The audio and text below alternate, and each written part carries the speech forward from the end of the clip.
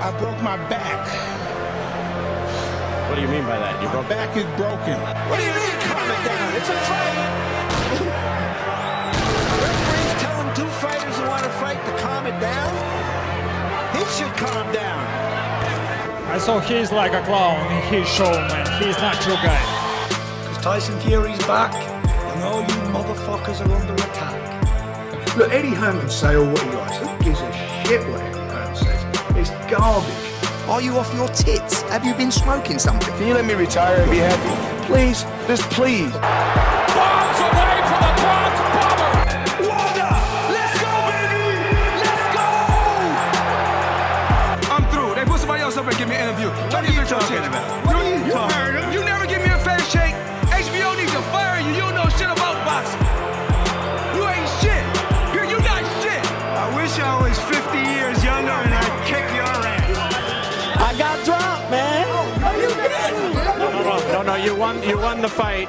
OMG. I am so excited. Any of you radio personalities think you want smoke? Call me Mr. Chimney. I want smoke. Yes. What is up, MCR family? Another daily edition of the show live on YouTube. Obviously, I'm Matt the Hipster Hunter. Smash like button, share the show, subscribe, listen on podcast forum, drop that 5-star review. If it's on Spotify, iTunes, iHeartRadio, whatever it is, drop that review wherever it's at. Obviously, we're going to discuss AJ Miller and them getting the fucking bag, 30 million pounds, roughly, allegedly, per some tabloids. Should be some interesting discussions today. Plus, we have Luis Ortiz, Dominic Breazeale, Dillian Whyte, all in the news. Bunch of heavyweight topics to get to. World Boxing Super Series continuing to sort of just fall slightly and slowly. And it's very sad as Regis Prograis and his management team have come out and said that they most likely are thinking, or I should say, they're thinking about leaving the World Boxing Super Series, plus a ton of other news to get to and topics to get to. And also, I got to say, I know I have Rob here. You guys see Rob. You know, it's like, okay, yeah, usual show. It's not a usual show, ladies and gentlemen. It's not. Because as I pan over here and switch to our lovely new co-host, and go to him first, actually, the illustrious, and also in the shade a little bit because he needs more lighting, Mr. Jesse Fugatti, not Andrew Fugatti, as we discussed on yesterday's show.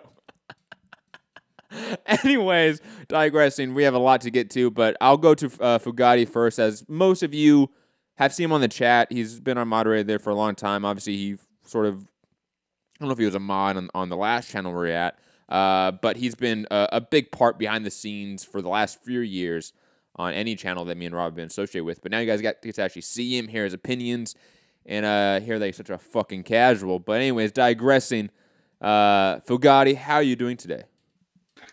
I'm doing good, Matt. It's exciting to be on the show.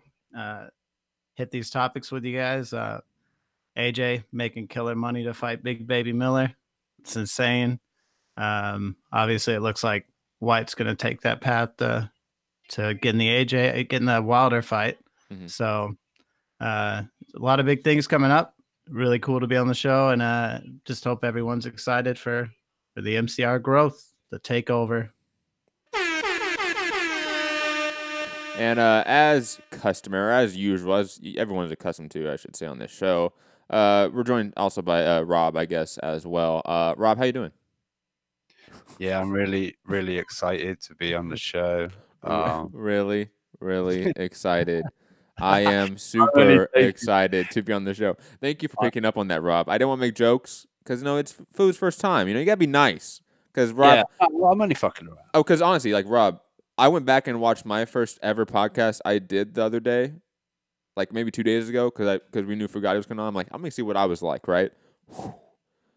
It was horrendous. You can find that on SoundCloud. I think that's the only place you can find that podcast, actually, is on SoundCloud. But digressing, Rob, you were awful as well to begin with. But this is, we're going off on chit-chat right now, and I know that's, it's a podcast. We can do that. PD saying we need a 3-way screen. I know. I'm going to try to work with that. But right now, the software we use, that's not really allowed. So I'm going to try to find new software. I'm going to try to find some things in the future to get 3-man screen. But right now, we're just going to go 2-man and switch back and forth. But Rob, sorry to sort of cut you off and make jokes and all that shit. Rob, how you doing? Second cousin, twice removed of Eddie Hearn. I feel like that needs to be said every time. Always, I just wish Keeping cousin the Eddie family. would not just keep giving Joshua the bag. Look after the Give us the family bag. first. But it's all good. It's all good.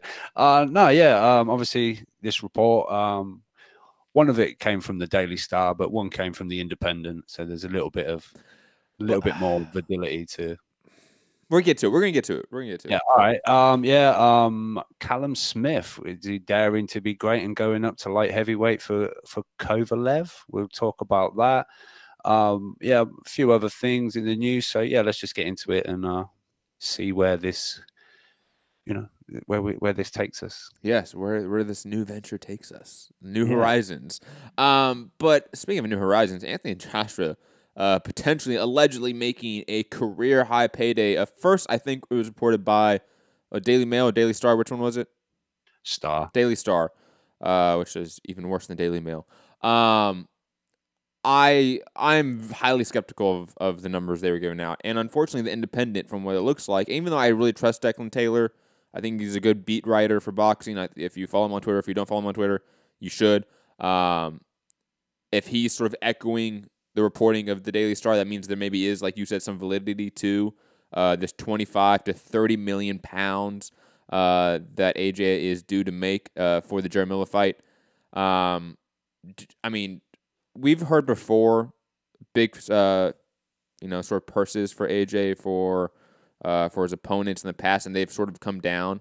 Like, for instance, I mentioned the Tockham fight. I want to say, even though I widely, when we were talking off air about that a few days ago, 4 weeks ago, about that purse, I do believe it was reported by a tabloid-like press really early that, they were going to make 4 or 5 million pounds, that, his opponents, for Carlos Tockham, for other guys of that nature. And it was whittled down to a little bit less than that, obviously, or about maybe 25% of that. Even Joshua's purse is usually reported very high by tabloids and then comes down. We find Forbes.com articles about, Joshua making, I think it was like 10 million or 15 million pounds for Joseph Parker, but that was first reported like 20, 25 million pounds. Is this just another case of, hey, this is the initial reporting, similar to pay-per-view numbers, and numbers are going to shift, so to speak, as we move on? Or is this a close to factual statistic or number, in your opinion, Rob, for Anthony Joshua's alleged career high payday? Well, I think it's been kind of backed up by I want to say Eddie, but Joshua got 20 million for Povetkin. So I'm expecting. No. Was it 20 million against Povetkin? Yep. Okay. I believe so. Someone in the chat might correct me, but I believe that's kind of widely been accepted that was his purse for Povetkin fight. Maybe Fugatti can look that up on the back end as you're talking. No, I did have that article pulled up. It is 20 million for Povetkin. Okay. Was his last fight. Yep. And Povetkin made around, was it like 5 million pounds? Let me see if I can see his purse. Thank you. This is great. We got a little researcher in the back. That's so cute, isn't it? Well, no. And Fugatti, turn down your gain some more, please, if you can. Thank you.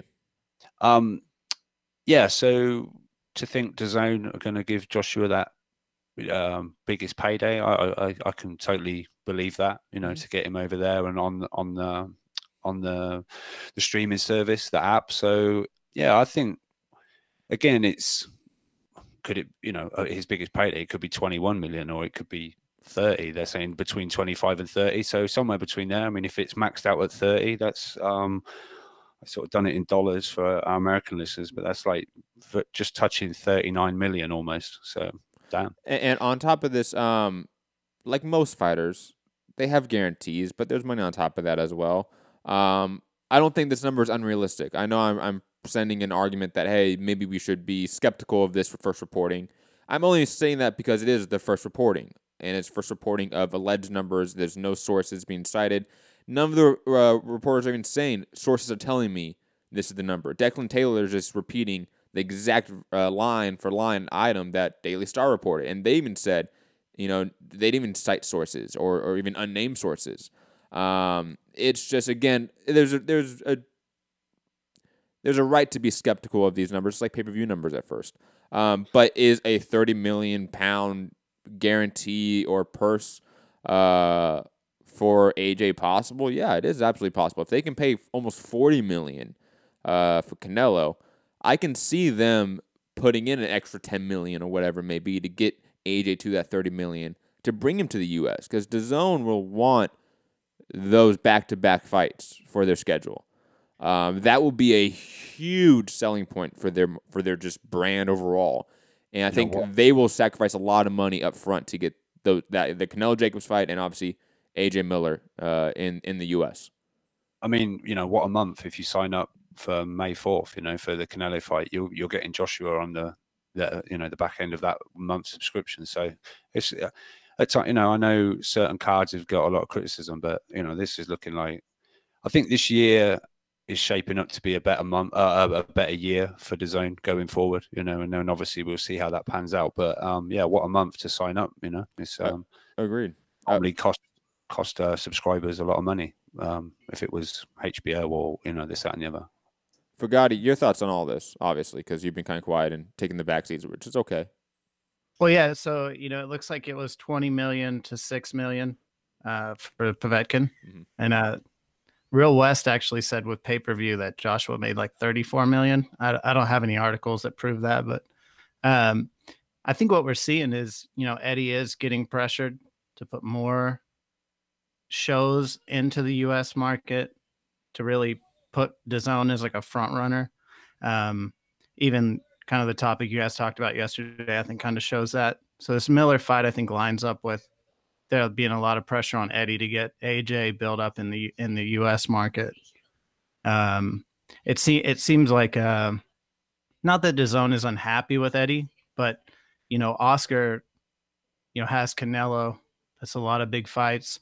AJ mainly being in the UK. It seems like Eddie's going to have to get Joshua some fights really built up in the U.S. market for DAZN, I think, to really be happy with the money they're investing.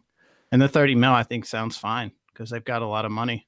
Well, let's take this argument a little bit more macro because I think, again, like this is just reporting, like, again, AJ, 30 million pounds allegedly for the Miller fight. I think most of us are in agreement here that seems possibly realistic and there's really nothing to think that number can't happen. It is actually important to question and be skeptical of initial reporting, especially from tabloids. But again, taking it more macro, like you were talking about Fugati, a point that I think I've been discussing on the show, I think we've been discussing offline. Rob has as well. It's a topic that I think the entire boxing world has been debating for some time, is that notion of how does DAZN, them combine, them separate, whatever sort of parameters we want to use in this scenario, how do they achieve success, however we define that, in the U.S. market? DAZN can do it without Eddie in some fashion. I think they need Eddie also, but in a large part, like you said, Canelo is such a huge fucking shark that they landed. That was, Ahab actually got the whale. They actually got Moby Dick, and that's fucking Canelo. He is, without a doubt, I would say, active fighters excluding Mayweather, because I think in all conversations of stardom, we have to exclude Mayweather. Canelo's number 2 star worldwide for combat sports. It's like Conor McGregor and then him, right? Like, it's those two. Like, they conquer the combat sports media landscape. Eddie Hearn, especially Matchroom USA, to use in that context, they don't have anything coming close to that. So how do they sort of leverage Eddie? Speaking of, as Eddie said, how do they leverage their side to become more successful? Help DAZN become more successful? I think that's in large part due to them bringing guys like AJ over. We talked yesterday, Rob, about the Usyk-Callum Smith combination, that doubleheader coming to the U.S. And I argued, look, that really does nothing in the U.S. market. Put that in the European market. It's still on DAZN. For the DAZN subscriber, for the hardcore fan, that's not really going to matter if it's in the U.S. or the U.K. or in just the European market.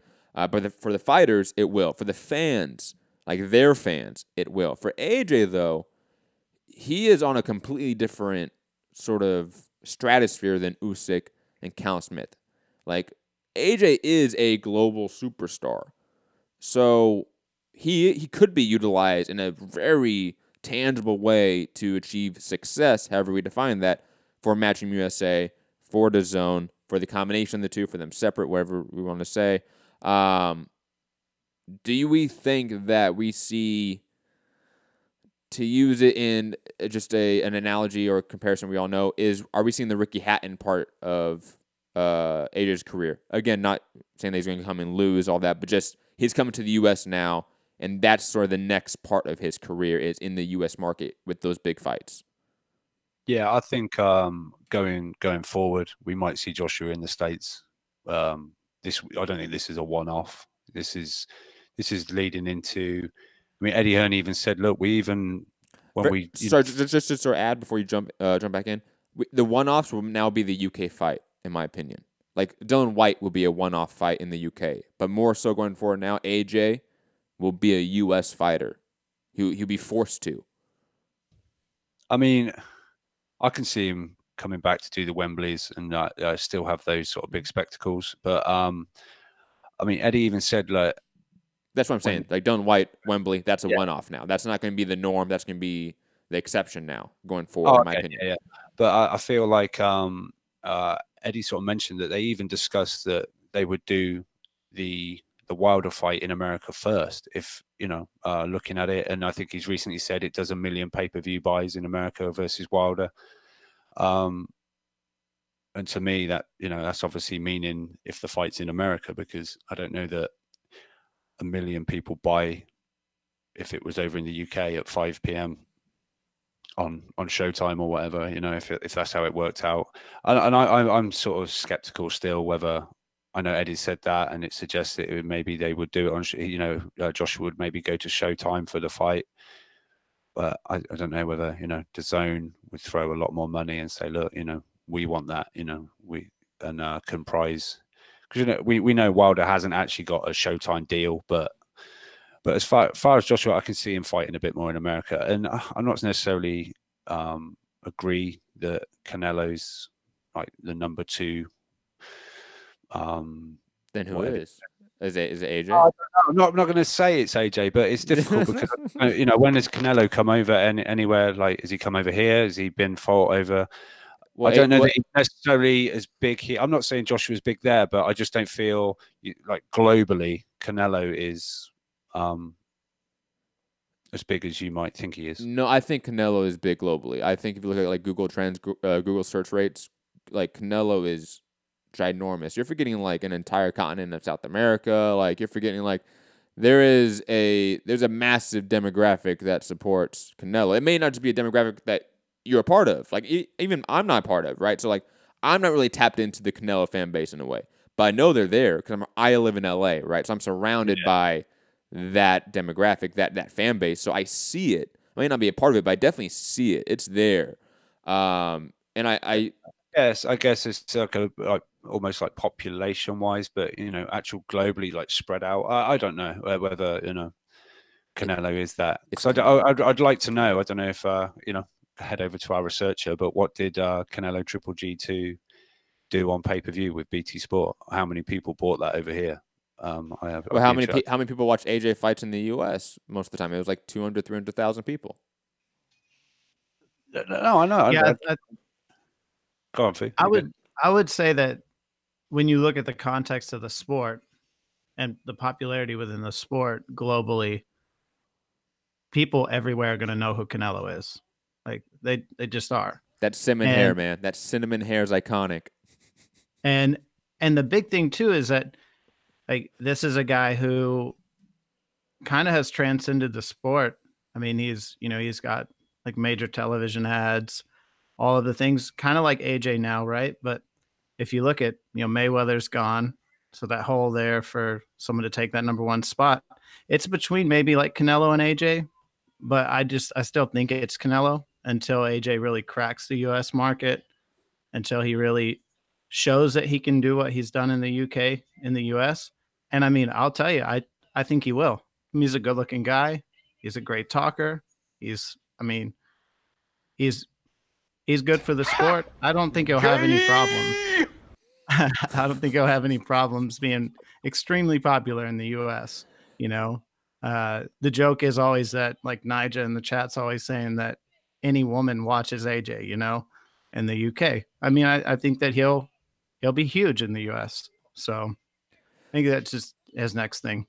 And quickly, Rob, just to jump in and sort of add to some of Fugatti's points here. I think maybe in 5 years from now, this conversation could be different. Absolutely. But right now, it's Canelo. And we've talked about this before, like the idea of proportion, right? Like that, the Super Bowl that just happened, right? We make fun of it because it was a shit game, right? But that shit game was watched by 100+ million people in the U.S., right? Like that is 40 million more people than the entire population of the UK. So if Canelo is a massive superstar in the U.S., massive superstar in Mexico, and I don't know the population of Mexico, and let alone South America, that I think probably gets behind him on fights. Let's just be honest. God knows how many millions and millions and probably hundreds of millions of people that have watched Canelo, know who he is, know vaguely of him. Like, he has transcended the sporting culture in a far bigger way in a far longer period of time as well. That's another factor. Canelo Mayweather was 2013. That was as big as Oscar De La Hoya versus Mayweather, just to put that in perspective, right? In order proportion, like Canelo is a vast bigger star than Joshua, but that gap is closing, and it is closing rapidly. And I do agree with Fugatti that once AJ does make the move over to the U.S. and he is successful over here, wow, he could really just like meteoric rise. You thought his rise in the UK was meteoric?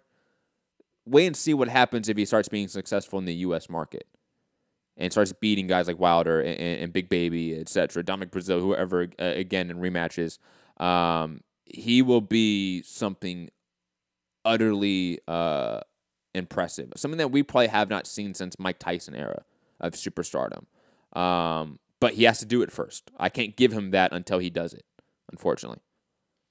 Yeah, no, I think my point was kind of like, I don't know, maybe ask casuals over here who Canelo is. They maybe not. Well, of course, that's fine. You know what I mean? But that more reach for like casuals and occasional. They know Joshua, obviously. But again, that's why I'm talking about order of proportion, right? Like, again, UK is 60 million, 64 million people about, right? That is just a small number. That's a drop in the bucket in the world population, unfortunately. So, and it's also a country demographic that is not really built for a Hispanic-speaking superstar. No, I get you. Like I say, I doubt many casuals know Joshua. Maybe just recently because of the tied-in, it's been quite sort of news. But is that just in our bubble? But casuals in the UK or casuals in the US for AJ? In the US, I'm pretty sure it's lower. But yes, yeah. Because but maybe in terms of like total population, it isn't. You see what I'm saying? Like maybe the percentage is lower. Like, let's say, hypothetical thought numbers, right? Let's say 40% of the UK population knows AJ by name, right? Maybe 15, 20% of the US knows Canelo or by name, or whatever version you want to use, right? And wherever. Okay. But in terms of total number of people, that 20% in the US is more than the 40% in the UK. Yeah. Whatever the numbers are, yeah. Yeah. Anyways, digressing. Rob? Yeah. Anyway, if he goes over, I think especially if he makes a big statement, like some kind of brutal knockout of Big Baby, I think that's, and he'll be on, I guess, the First Takes, the sports centers, all that kind of usual American media. I don't know, but I think it would, like you say, probably blow up pretty quick as far as Joshua's, rise in America. So I think DAZN are probably, looking to give him that big payday to, almost not try and keep him in America, but, I think we like you say, we will see him there probably a lot more. But I don't know. It's we just need some announcements now. It's definitely happening, and we look forward to the fight. Because I've really sort of, as we said this show the other day, I've sort of gone a 180 on this and do actually really quite like the thought of this fight now. So flip-flopping Rob, man.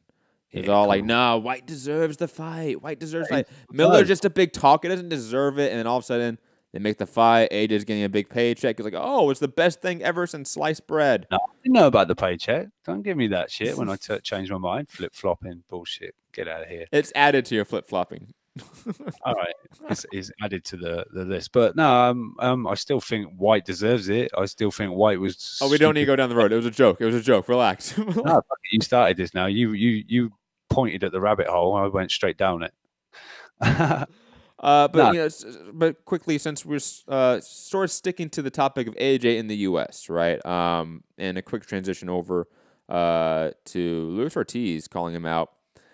Obviously, I know some people like are up in arms about Luis Ortiz calling him out. Like, I don't care. He's very clearly saying, like, if Miller doesn't work out, like, I'm here, I'm available. Yeah. Like, you fight Miller, like, go fight him. But if he's not there, you can't make a deal. Like, I'm here. If you want to make that U.S. debut, I'm here. I don't think that happens, obviously. We can get to the reaction of that and how I know that there are some fans out there that are very upset at Luis Ortiz for calling out AJ when he has a fight almost done. Ooh. But I think, speaking of, again, to the point of connecting to our last sort of conversation, this is a great second fight maybe or third fight in the U.S. for AJ. And one that I think a lot of people do want to see. I don't think it happens now. I don't think it should happen now. But I don't see any issue with Luis Ortiz saying, "Hey, I'm available, AJ. Like, I'll take a big paycheck and fight you. Like, that's no problem." And on top of that, I think it's a fight that should happen in the near future. Fugati, your point or your thoughts about this? Yeah, I'm with you on that. I don't think there's anything wrong with Ortiz calling AJ out. Like, I mean, that's a good fight. Ortiz is a great challenge. Like, I mean, we saw you always want common opponents. So, you got the common opponent with Wilder. You're always looking at how things shape up in each fight. Does AJ take Ortiz out earlier, not have any issues with him like Wilder did? I think that if someone was calling Wilder out before a big fight, no one would have a problem with it. And that is, like, what we always talk about is the disingenuous talking points people have, because no one's going to say AJ ducked Ortiz, and they will, but they won't be. It won't be real, because the Miller fight's already pretty much set up. So, seeing him as a second fight in the U.S. versus Ortiz, that's a great 2 fights in the U.S. to make your name on, because you come in and I think there is a good community, especially heavyweight fans, that love Ortiz. I think Gary rates Ortiz very highly as a heavyweight. I think most do. Like, honestly, like, even if you're like a UK fan, let's say, right, and you're of the mindset of like Dillian Whyte, AJ are the best thing in the heavyweight division. Wilder, WBC are corrupt. They're hiding him from Dillian Whyte. If you're of that mindset, you must still think that Luis Ortiz is some talent, right? Like, you may still put him at like 7th or like 6th in the division, but that's not a bad thing. Like, if you put Dillian Whyte ahead of him or Povetkin ahead of him, like, you can go for that. Like, I'm not really going to sit here and argue against that, but it's still Luis Ortiz right after those guys. Luis Ortiz is still a top 7 name at worst in the division. And even if you want to make the jokes that he's like 50 years old, which I guess people want to make, he is still a talent in the division that's been pushed, that has some sort of cachet. That Wilder fight, even in a losing affair, I think brought his stock up for like the sport fan, the ESPN watcher, in my opinion, because that was shown everywhere on sports media. Rob, your thoughts on this, and are you outraged at Luis Ortiz daring to say AJ's name? No, I'm not outraged, but it's easy to say I'll call someone out if I've already got a fight lined up and the person I'm calling out is virtually got a done deal in front of him as well. I could do that now. I could call out anyone as long as they've got a fight lined up. You know what I mean? Yeah, but this is like this happens all over the place. Big Baby Miller. But this happens all the time, Rob. Like this happens literally for like every fight. Next time it gets said as well. I'll say the same thing next time if I don't know, fucking someone calls someone out, but they've already got a fight and the other person's got a fight. So when Eddie Hearn and AJ were the fight week of Wilder Fury saying, "Hey, let's talk, let's negotiate, let's make the deal for the next fight. You weren't out there saying, hey, man, they shouldn't be doing that. They have a fight. They have a fight next week. You weren't saying that. For the next fight. That's different. But they have a fight coming up. Why are we discussing a deal? I have a fight. What if I lose that fight? Why are we discussing a deal? You don't see the clear double standard here, Rob? I don't, Matt, because you're getting it wrong. Okay. So you cannot mention a fighter's name if they have a deal or if they're negotiating a deal. But you can mention a fighter's name and can call them out when they have a fight in a couple weeks. Okay, I like the parameters here. Listening. I don't think you're even. I don't listening. think you're listening. Do you understand? Do you want Fugatti to jump in and play mediator? I keep talking and you still won't hear me. You didn't hear me. I said, do you want Fugatti to jump in here and play mediator? No, it's fine because you just let me finish and you maybe understand it. Go. Right. All I'm saying is it's easy to say, I'll fight you for any amount of money when you've already got a fight and Joshua's got a fight, or we're waiting on the announcement for it. But if Miller doesn't happen, which we all know it's looking virtually like 90% chance. But there's no deal in place. There's no contracts are signed. It's just not announced. But there's no contract signed. Is anyone saying there's contract signed? Do you know there is? Eddie's saying it's 90% done. That means there's not a contract signed. Oh, and Eddie tells the truth all the time. Thought he's a promoter and they lie. Well, Rob, what evidence are you stating that the contracts are signed and done, Rob? Last night we were saying. Rob, stop. Well, let me talk, You're talking out of your ass now. You're talking out of your ass. You know you're talking out your ass. You know it. You know it. Matt. No, I'm not, Matt. Listen, we said last night, people are. It's like as if they're all waiting on someone else to announce. It could just be done, Matt. We don't know. All I'm saying is. But okay. We don't know. Right. We don't know, Rob. Rob, you took a break there, so I thought I could jump in. You weren't talking, so I thought I could jump in. I'm sorry. Do you want to keep going? I'll let you keep going because you're just making some great points here. Oh, finally. No, we can move on then. No, Fugatti, you want to jump in? Do you want to make sense of this? Because as I'm hearing, Rob was never critical of Eddie Hearn and AJ talking about a Wilder fight, talking about a Fury fight when those two guys had contracts signed. It was weeks before the fight. But with AJ negotiating a fight, you can't mention his name. Am I wrong about that, Fugatti? Am I the only one that sees a double standard? The part that we forgot to bring up is that Ortiz said he would only fight AJ if it was 50-50. I mean, so it's not going to happen anyways. No, I don't think. I think both of you guys are arguing like Rob definitely never said that it's not correct to call out AJ or call out Wilder the week of the fight, right? But I think because I'm reading the chat too, it seems like there's a talking point here that AJ offered to fight Ortiz or said he would fight Ortiz, and then nothing came out, and then the Miller fight's kind of 90% done, and now he's saying it. So I do see that maybe there is something there. But I don't think there's any reason to say someone can't call a fighter out when they have another fight in the works, because you're just lining up the future, like it happens all the time. I think about like Canelo Jacobs. You don't think somebody's going to come out, they got their fight lined up, someone's going to come out and say that they want Canelo next or they want Jacobs next. Like they're going to. That's what always happens. There's nothing wrong with that. It's You're trying to make your name off of other people when you're a contender. You're going to talk shit. You're going to come at people. You're going to want that fight. There's nothing wrong with Ortiz doing this. And honestly, if he gets in the mix, it does make the heavyweight division better. If he's talking and fights are made with Ortiz and he wins some big fights, I think he could beat most of the other heavyweights. I don't think he beat AJ. But, I mean, Dillian Whyte and Ortiz, that's a good fight. There's a lot of good fights there to be made. Well, since Fugatti didn't really want to address things, I wanted to skirt around the conversation. I'll go back to Rob. Let's jump in it, man. Rob, I just wanted you to clarify your point about Ortiz mentioning AJ's name, calling him out, whatever sort of verbiage we want to use. All I said was it's easily done when you've got a fight in I think it's April, Christian Hammer, and knowing that Joshua's got his fight. Okay, we're in agreement. It is easy to do that. No, we're in agreement on that.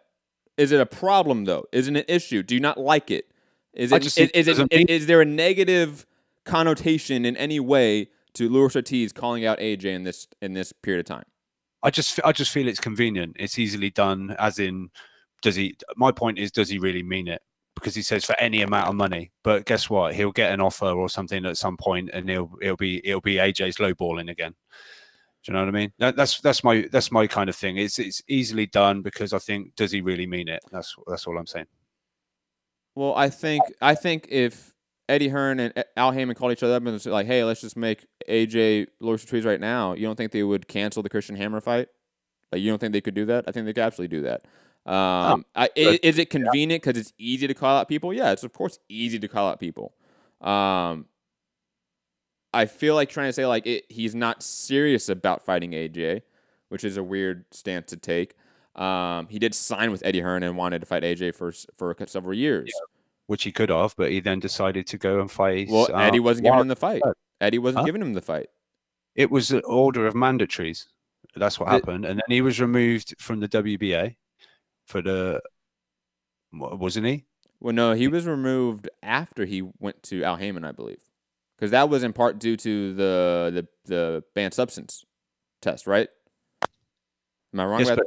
Saying he had to fight. What was his mandatory? IBF, was it the IBF first? I can't remember. Yeah, because he won the IBF first, so he was in a position where there was, but you've got to fight this guy, and the other body was saying you got to fight this guy, and he was like, well, I won the IBF first, so that mandatory came around first, and then there was kind of like in place that he was going to fight Ortiz next.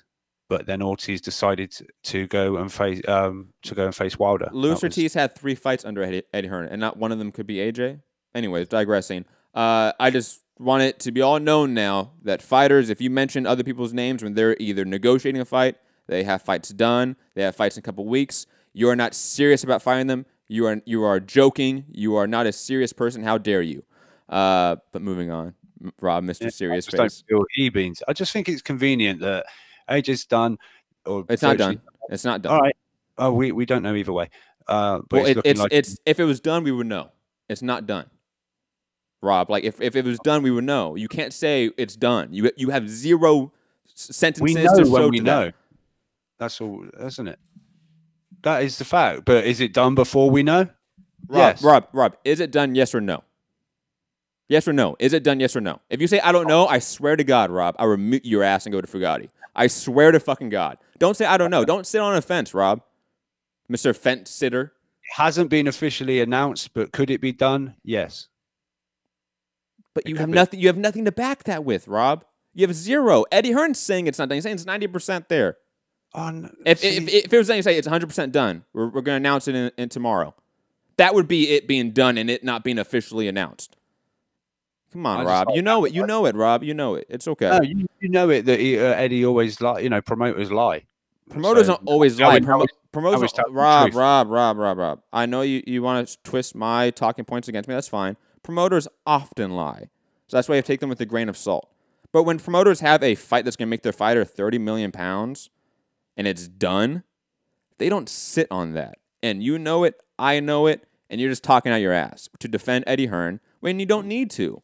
Like, because you're taking a stance that the fanboys, the Matchroom fanboys and zombies, because they don't like Luis Ortiz. So when Luis Ortiz mentioned AJ's name, they have the talking points like, oh, how dare Luis Ortiz mention AJ's name. He has a fight lined up. The fight's almost done. So you have to jump in on this show and mention those same talking points. No. I don't like that.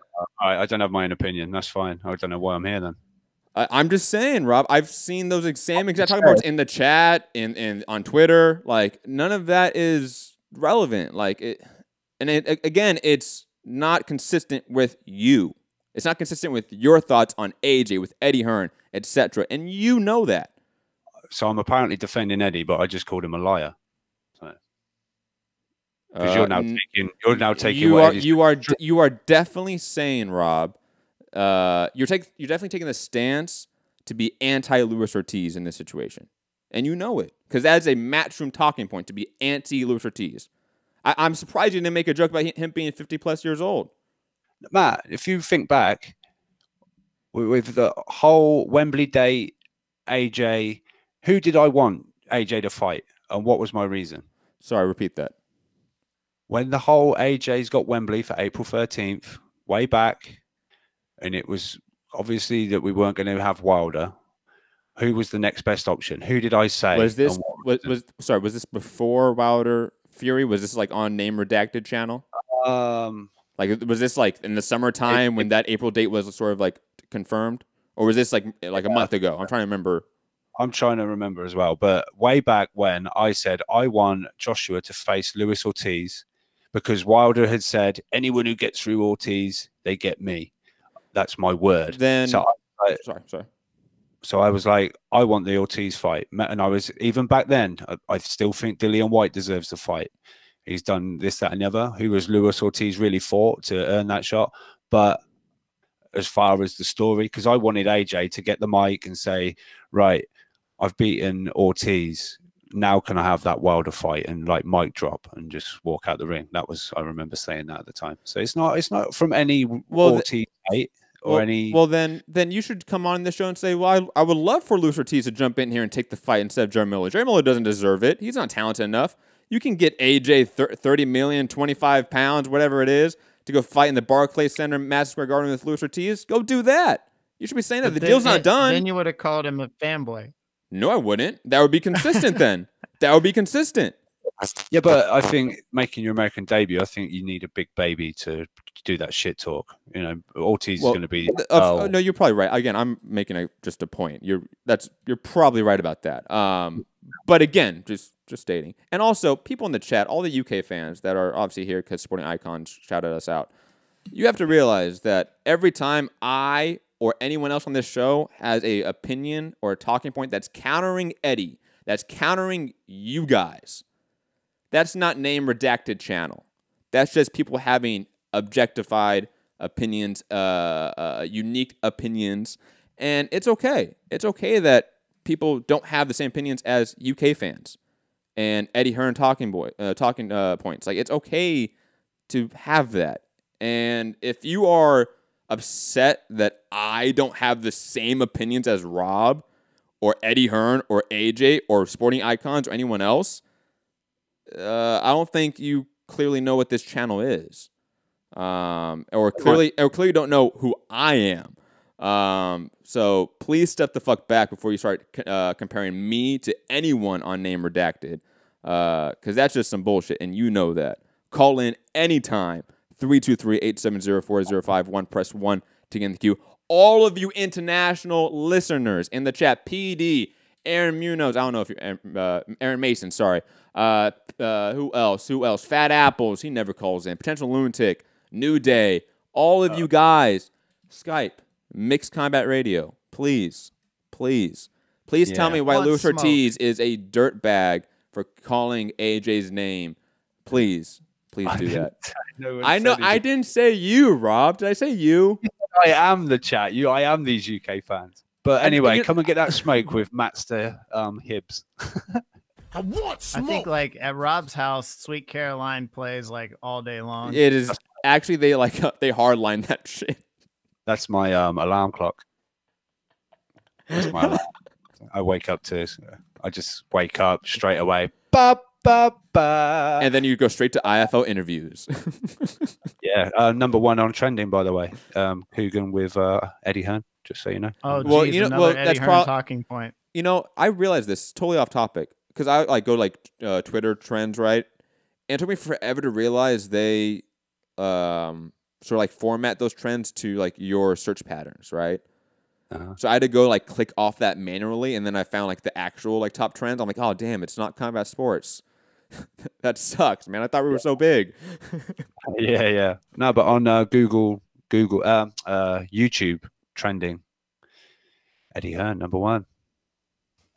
Aaron, Matt was just having fun. He was just saying, like, if the UK guys want to call in and have a go, no, Aaron, smoke. I want the smoke with you, Aaron. I don't know. I just called out people in the chat because that turns me on. That really makes me horny. Oh God, damn. Moving on. We're gonna stick on heavyweight. God, I hate the heavyweight division right now. I love it. It's such a mentioned Joshua now? Who's mentioned Joshua now? It's such a love-hate relationship right now for the heavyweight division, isn't it? Like, honestly, God damn it. But Yeah, I love that you hate it. No, I don't. I just because like none of this is like news yet. Like that's why I also don't like. We're about to talk about Dominic Breazeale, Dillian Whyte, and like okay, like it's just them talking in the media.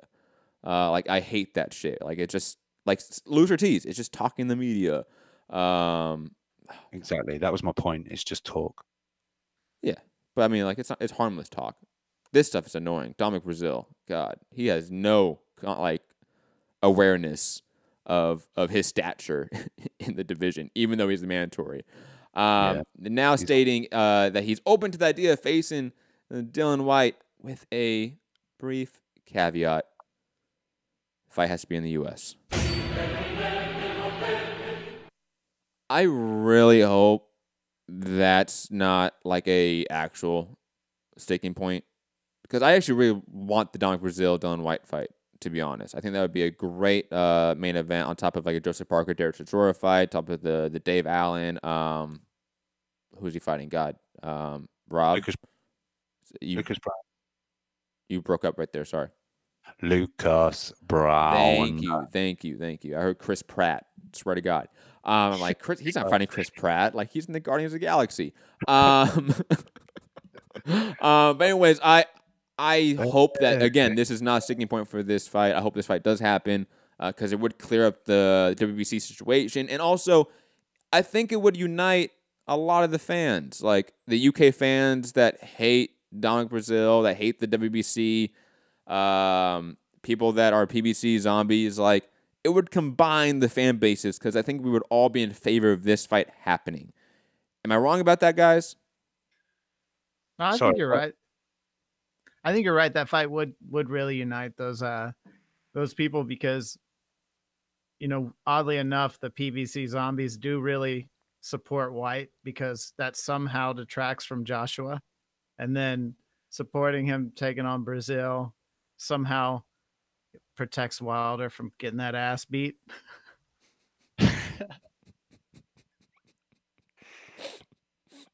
Sweet Caroline.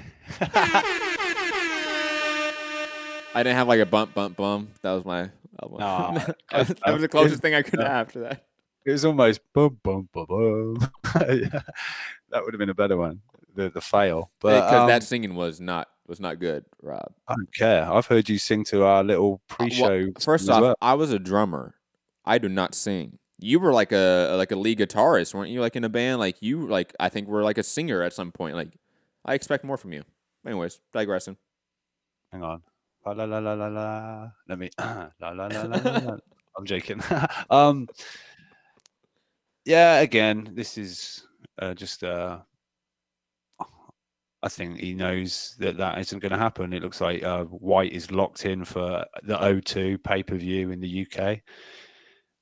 And he's, I don't know, he's as if like, I'll risk my mandatory position, but only if you do it here. Maybe he's holding out for that gifted draw like the champion. But it's just one of those things. I don't particularly think he's going to take, and I think it's going to be Povetkin anyway, because we've heard both Eddie and wait, hold on. Whoa. What wasn't it supposed to be Usyk and Povetkin?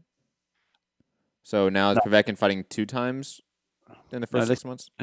What, or did I mishear? Did I mishear you? Fugati, where's that Stephen A. Smith fucking soundbite? Stay off the weed.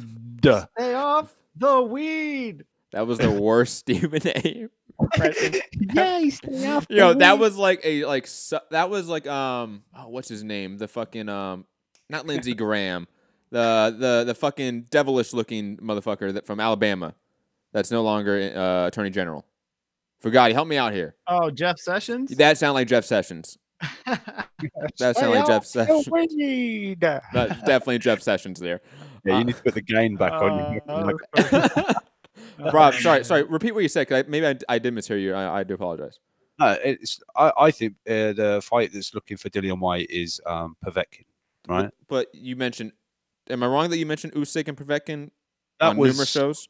Or the recent Dillian Whyte, the so-called Eddie Hearn sort of wish list of Breazeale, Povetkin, and Ortiz was mentioned on that. But okay, Eddie kind of said yesterday, well, Ortiz has got to fight he's up to face Hammer in April.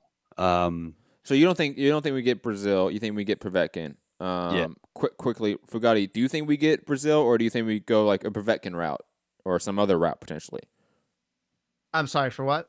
For Dillian Whyte. Who's his opponent going to be, do you think? Oh, man. I would love Povetkin. I really think Povetkin would give Whyte trouble. But I really think he's going to go the Breazeale route. The reason why is I think he wants to put himself in that mandatory spot for Wilder. And I think that puts more pressure on Hearn to make the Joshua fight, because Whyte's already let him know that he will go talk to Al Heyman and those guys. And I don't think Eddie wants to lose Whyte. So it just put him in a better bargaining position with Eddie in terms of the Joshua fight.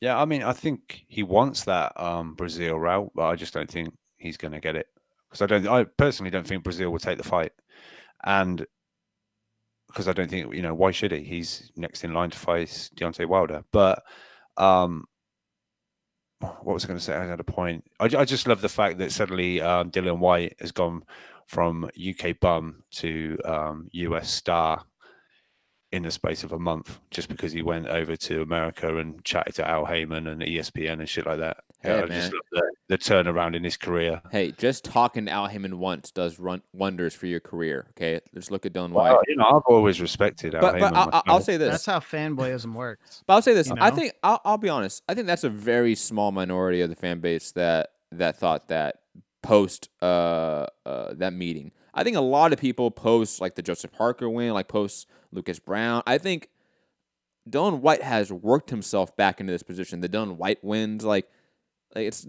I think a majority of the U.S. fans, from what I have seen, now respect Whyte because of his actual wins, what he's actually done in the ring. Obviously, you're going to have the vocal minority on boxing Twitter talking shit. You're going to have boxing YouTube channels that talk shit, obviously. But I do think that is representative of a very distinct minority within the fan base. Like, we're talking maybe 10% of boxing fans really gave a shit post that meeting and were like, oh, now Dillian Whyte's the shit. I think a lot of people that now do think it because he's done well. He's beaten top competition. You can't sort of. I think even Al Heyman meeting doesn't sort of take over what that has done for Dillian Whyte's career and his brand. No counterpoints there. No thoughts there, guys. It's okay. Take your time. I can keep talking. Trust me, I can definitely keep doing this. No, I definitely think, like, when you listen to the UK fans, like even Rob's mentioned this before, and and Mitty will bring it up that a lot of people weren't big fans of Whyte early on, but after he kind of started rebuilding his career, a lot of his fights, in the UK recently, and the way he talks to the media, he's very good in the media. He's a funny guy. Like, every one of his interviews gives you something to really kind of cling to and to laugh at. I think he is kind of a fan favorite. And I think some of him being not really downplayed by Hearn, but definitely kind of, he's obviously second fiddle because Joshua is such a star. Joshua does so much for UK boxing in terms of filling the arenas and everything. I think there's probably a segment of the UK that really doesn't like Joshua because of that, because they like Whyte. They want him to get that fight. Mm. And then there's obviously the fans here that really want to big up Whyte because it makes Joshua look bad. So like Whyte's in a good position negotiating further. And I think he's really, from what I can see, turned his career around to be like that number 3-4 heavyweight guy. Absolutely agree. Fugatti, can you jump out and jump back in? There's some slight like not echo, but there's some like white noise on your feed. You got it. Yeah, just jump out and jump back in. Rob, any last thoughts on Breazeale, Dillian Whyte? Well, actually, quickly, because you touched on it, Povetkin now, Dillian Whyte. What do you think happens for Usyk next? Yeah, I mean, he's also in the list that Eddie mentioned for Povetkin. I think it was on a Fight Hype video for Usyk on a Fight Hype video. I think it was it was again sort of Povetkin, Ortiz. I can't remember the other name, but yeah, it was. So those names are being bandied around for both. But I don't know. We heard Eddie and Adam Smith both say they like the Oh, sporting icons. Relax. Coming in It's hot. alive. It fucking works. I can't believe it. What's up, icons? How you doing? Oh, good. Oh, good. I'm thrilled that the link actually fucking worked on Google Hangout. It's been playing arse out with me for like 6 months now. I apologize, man. I apologize.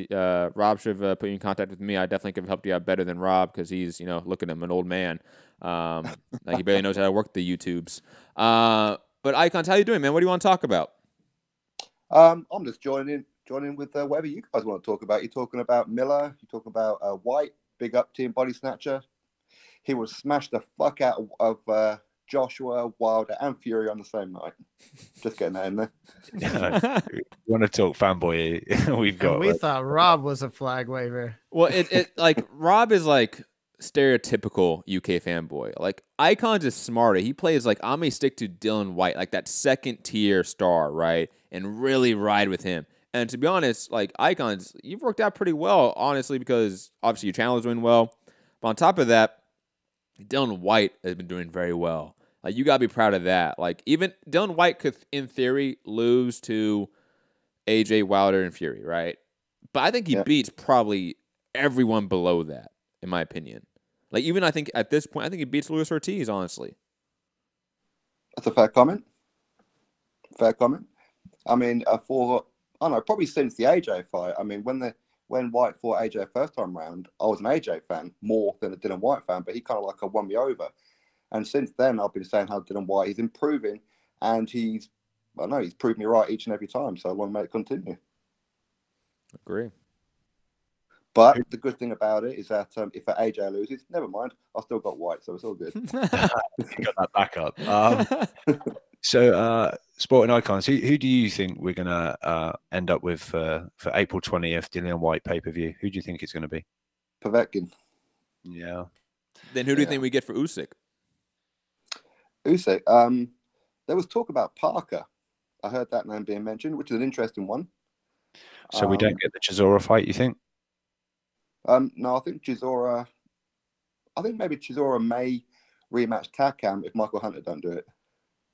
Right. Okay. Yeah, I could see that. It's definitely good matchmaking if they go with Usyk versus Parker, because you got someone who's less dangerous in terms of like KO possibility.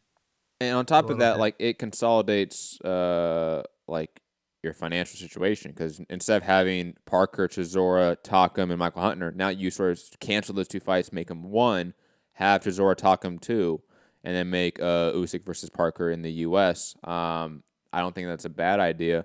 Definitely good to see why there's some sense behind it. I think it's going to be curious to see how the heavyweight division falls out here because, again, there's a lot of moving parts. It seems like it's all going to be happening, or all the parts are going to be finalized around the same time. Like we should hear news about Usyk's fight, AJ's fight, Wilder's fight, all these guys' fight within about a week of each other, in my opinion, like 2 weeks of each other.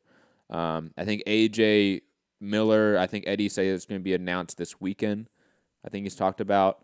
I think Wilder Fury is probably going to get announced either this weekend or early next week, because obviously the purse bid's next week. On top of that, I think Usyk's fight is probably going to get announced in probably the next 2 or 3 weeks. Dillian Whyte's fight has to probably get announced as well within the next 14 days. It's just going to be curious to see where everyone lines up, who they fight, and what storylines we could sort of grab from that. Yeah. Well, I heard that Usyk's fighting in America. Did I hear that right? Yes. The rumor is him and Callum Smith are going to be a doubleheader in the U.S. somewhere, presumably New York. Oh, okay, that'd be interesting, isn't it? So I'm presuming it'll probably be against an American, I'm presuming. I was thinking that, but there's what U.S. heavyweight is there? Like, I don't want to see a Michael Hunter rematch heavyweight. Mm-hmm. Like, I just being honest, like I have really no desire for that. Bryant Wanaki could work. and you obviously work with Salida Promotions if you're Eddie Hearn, so like that, there's already that connection there. Plus, if that fight is in New York, like I think it will be, Wanaki could be that sort of ticket draw you need for an MSG event. I like that. I like Wanaki because that's honestly probably the only American that's free, available, and highly ranked enough for a Usyk. Or Charles Martin. Maybe you want to dust him off a bit. Although he did quite well against Kanaki, I thought. He did do quite well against Wanaki, but has he had a comeback fight since that loss? No. Yeah, I would rather somebody coming off a win for Usyk. I want that. I want Usyk to come into the heavyweight division stealing someone's momentum. Like that would that matter. There's a tangible effect to beating Wanaki at this point in the heavyweight division. Not so much for Charles Martin. Yeah. Although when's Ortiz fighting? So what's like kind of like the difference between Ortiz and Usyk being out? Ortiz is fighting in April, Rob, right? Against Christian Hammer? I'm just looking that up now. I think it will be on BoxRec. I don't know if it'll have a date or what card it's on, but I'll just check now. But I think it was so Usyk's going to be out, what, May time? May, I think, yeah. All right. It's a real shame, isn't it? Because, America has traditionally produced so many great heavyweights, but there seems to be like a bit of a drought at the minute. As in, if you look at Brazil, people say he's trash. I disagree with that. People say Miller's trash. I disagree with that. But that seems to be the narrative that's going around at the minute. But America has always produced a lot of great heavyweights. Hopefully there's some up-and-coming ones. Yeah, I was thinking about that earlier in the show about like up-and-coming heavyweights to fight. Obviously we have some Tony Yoka, is that how I pronounce his last name? We have some news of him coming back in July from his year-long suspension. He's from France. Daniel Dubois, Joe Joyce, those are UK fighters. Joe Joyce, though, is sort of being utilized by PBC, so there's some sort of crossover there, at least an attempt to cross over there.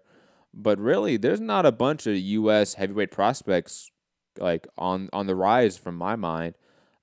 Maybe like a Leonard Sterling in the chat, in the comment section later on the show would drop some names since he's like a scholar of that field in a way. But I can't think of anyone that's a 5-0 prospect, 4-0 prospect.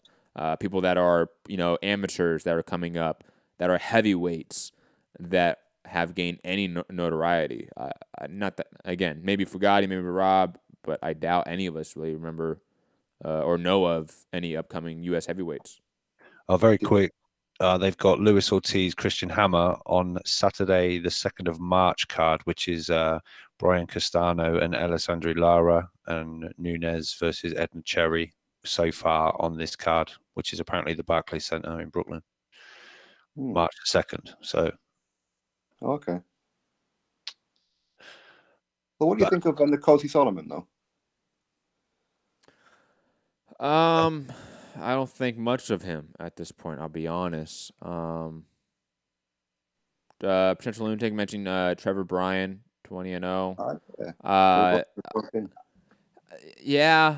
But none of them are names that I think of, they're going to be a top 10 perennial guy. Like when we think of like Shakur Stevenson, Teofimo Lopez, Josh Kelly, the list goes on. We can sort of see very early on that, this guy is going to be something.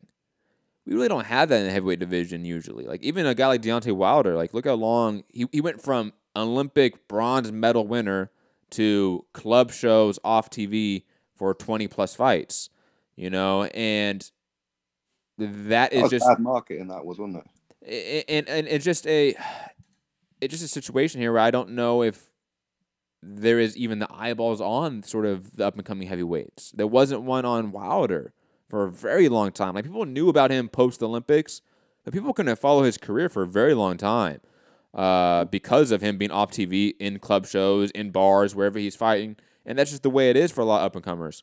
But he took a very weird route, and I think that's just also unfortunately the new route in the U.S. Like fighters fight off TV very early on in terms of those in the heavyweight ranks. BK in the chat mentioning Trey Lippe Morrison. Trey Lippe has just been very inactive for me. He's been very inconsistent with me. If Trey Lippe was an active fighter fighting 3 or 4 times a year, the conversation may be different, but He's fighting highly, highly inconsistently, in my opinion. Wait. Let me jump in. Let me give you the top 20 according to BoxRec American heavyweights right now. All right. This is gonna be good. I actually, which way do you want me to do it? Top to one? Yeah. One down, obviously. Okay. Deontay Wilder, Jarrell Miller, Dominic Breazeale, Michael Hunter, Andy Ruiz Jr., Charles Martin, Bryant Jennings, Trevor Bryan, Jermaine Franklin, and Chris Arreola make up the top 10. 11, Gerald Washington, Joey Abel, Amir Mansour. Whoa, that took a dip. That took a huge dip to Joey Abel. You don't even know yet, Matt, right? I can't believe I'm going to read this out. Okay, 13, Amir Mansour. 14, Jonathan Rice. 15, Chaz Witherspoon. Right, now drum roll for number 16. Hold on, wait. There's a drum roll after Chaz. What was that? Witherspoon? That wasn't the, oh my God, look at this name. There's another name after that. Yeah. All right. Just so you know, 18, I'm going to miss out 16 for a second. 18 is Travis Kaufman, right? Okay. So number 16, his record is 58-14 with no draws. He's currently 53 years old, and it is Oliver McCall. Holy crap. No way, man. Oliver McCall is number 16 American heavyweight. No, please check when his last fight was. I will. Please do that. Because if he's still fighting and we just don't know that, that is a crime, boxing media. We need to be at Oliver McCall fights right now. I'm telling you. He's above the prospect. Is it Cassius Chaney? He's pretty decent as well. Is Shannon Briggs there? No, he's not in the. He's not in there. Let me just. Oliver McCall, who is apparently suspended by the Texas Combative Sports Program until the 28th of this month, but his last fight, he's actually got a schedule. Oh no, wait, is it a scheduled fight? He fought the 30th of November 2018. What? At the HEB Tennis Center, Corpus Christi. Wait. I can't believe Oliver McCall is still fighting in 2019, guys. This is blowing my mind. Wow. I know, right? Who did he fight? Do you think? No one. He fought a bouncer or a bartender.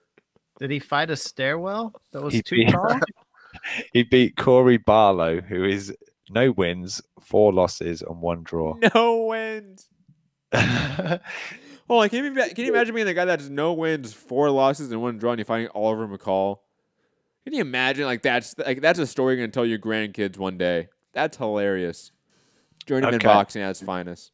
He's scheduled to be fighting Saturday, the 23rd of March. Oh, we're going. Yeah. Hey, Foo, you got to go to Oliver McCall's fight in Texas. Okay, you have to. Wait. I'll go along with Gary. You'll be fired from MCR if you don't. Just saying. At the Richard M. Borchard Regional Fairgrounds in Robstown.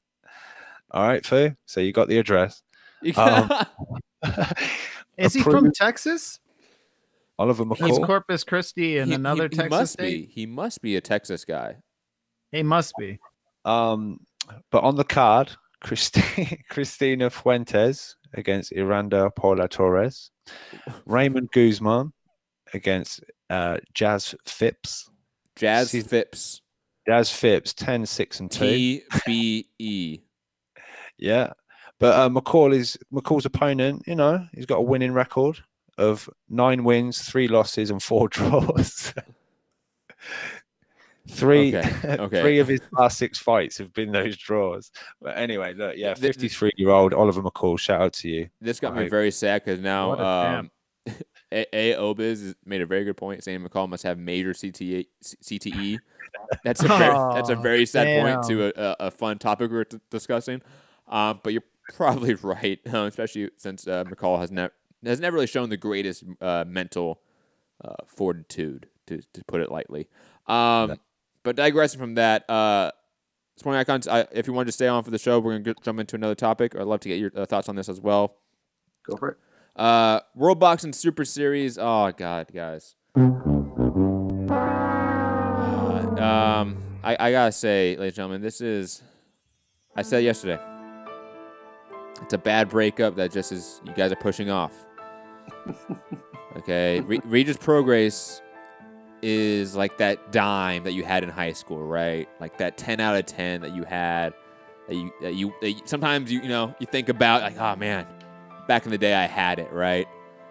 That's Regis Prograis for the World Boxing Super Series, a guy that was a centerpiece to the 140-pound tournament. Stop, Rob. I see you looking at me like that. Stop. Okay. Regis Prograis clearly has no, I think no interest in really fighting the World Boxing Super Series anymore. His manager is Sam, and I'm not even gonna try to pronounce his last name, Sam. It's not because I don't like you, Sam. I've met you a few times. I know I'm gonna mispronounce it. Oh no, I'm just not. I'm smarter than that. Sam Katz. Shout out Sam Katz. Sam Katz, man, who's a really nice guy, by the way. A really great guy. Oh, sporting icon. I'm gonna mute you for a second, icon. I do apologize. And Fugatti, God, Fugatti, make sure your shit's plugged in. It sounds like it's not plugged in, right? Am I imagining that, Rob? I don't know. That's what it sounds like, man. It sounds like a fucking dinosaur about to eat me. But Dan Rayfield coming on. I think it's Dan Rayfield, right? I assume so. Yes, Dan Rayfield on ESPN. Check out this article. The headline is not about Branchik or Prograis, but the end of the article is all about that. Go and read it. Basically stating that Regis Prograis has still not been paid as of this point. And on top of that, or he's not been paid in part. He has been paid partially. And on top of that, just the delays, fight not being scheduled. There is a concern about if the money's there. Sam, the manager, as we're going to now call him, has now asked for the money to be in escrow. That's sort of a concerning sign. Because I doubt that World Boxing Super Series has the money in escrow, and that they will put it in escrow. And with Branchik still not playing ball, I think we're about to see the demise of this tournament. And honestly, I know Josh Taylor's supposed to fight. Who's supposed to fight? He's supposed to fight Branchik. But that fight's not happening anymore. And on top of that, I think the Kaylee Rayleigh fight is not going to happen anymore for Regis Prograis. If they do happen, it's going to be outside of the tournament. And it's just really sad, again, to see this very long and strung out breakup with the boxing fans and the World Boxing Super Series. Come on, guys. It just cut the cord. We're done here. Thoughts, gentlemen? I'm kind of heartbroken because I really wanted to see that Taylor Prograis fight. I really wanted to see it go to that point. Obviously we talk about this all the time. I really like Josh Taylor. I think he's a fantastic boxer. And Prograis obviously is fantastic. So to not see that, like, I understand why the other side, the other semifinal or whatever would pull out. Because why would you stay in if you don't get to get the belt? But I hope someone saves this. I watched an interview and Hearn said that if he could work it out, like, he would buy the rights for this. I think it was on IFL. There was a point he said he might be interested in looking at buying the Sutherlands out or whatever. So I would love to see it get saved and somebody come in that, is known for kind of handling business and keeping the pay and everything. So, and see if that'd keep a Taylor Baranchik fight and Prograis versus a Raylick fight going. But that's really it for me. I'm just sad that it could fall apart. Rob? Yeah, definitely. I had Josh Taylor winning this whole thing, being the actual centerpiece to this tournament.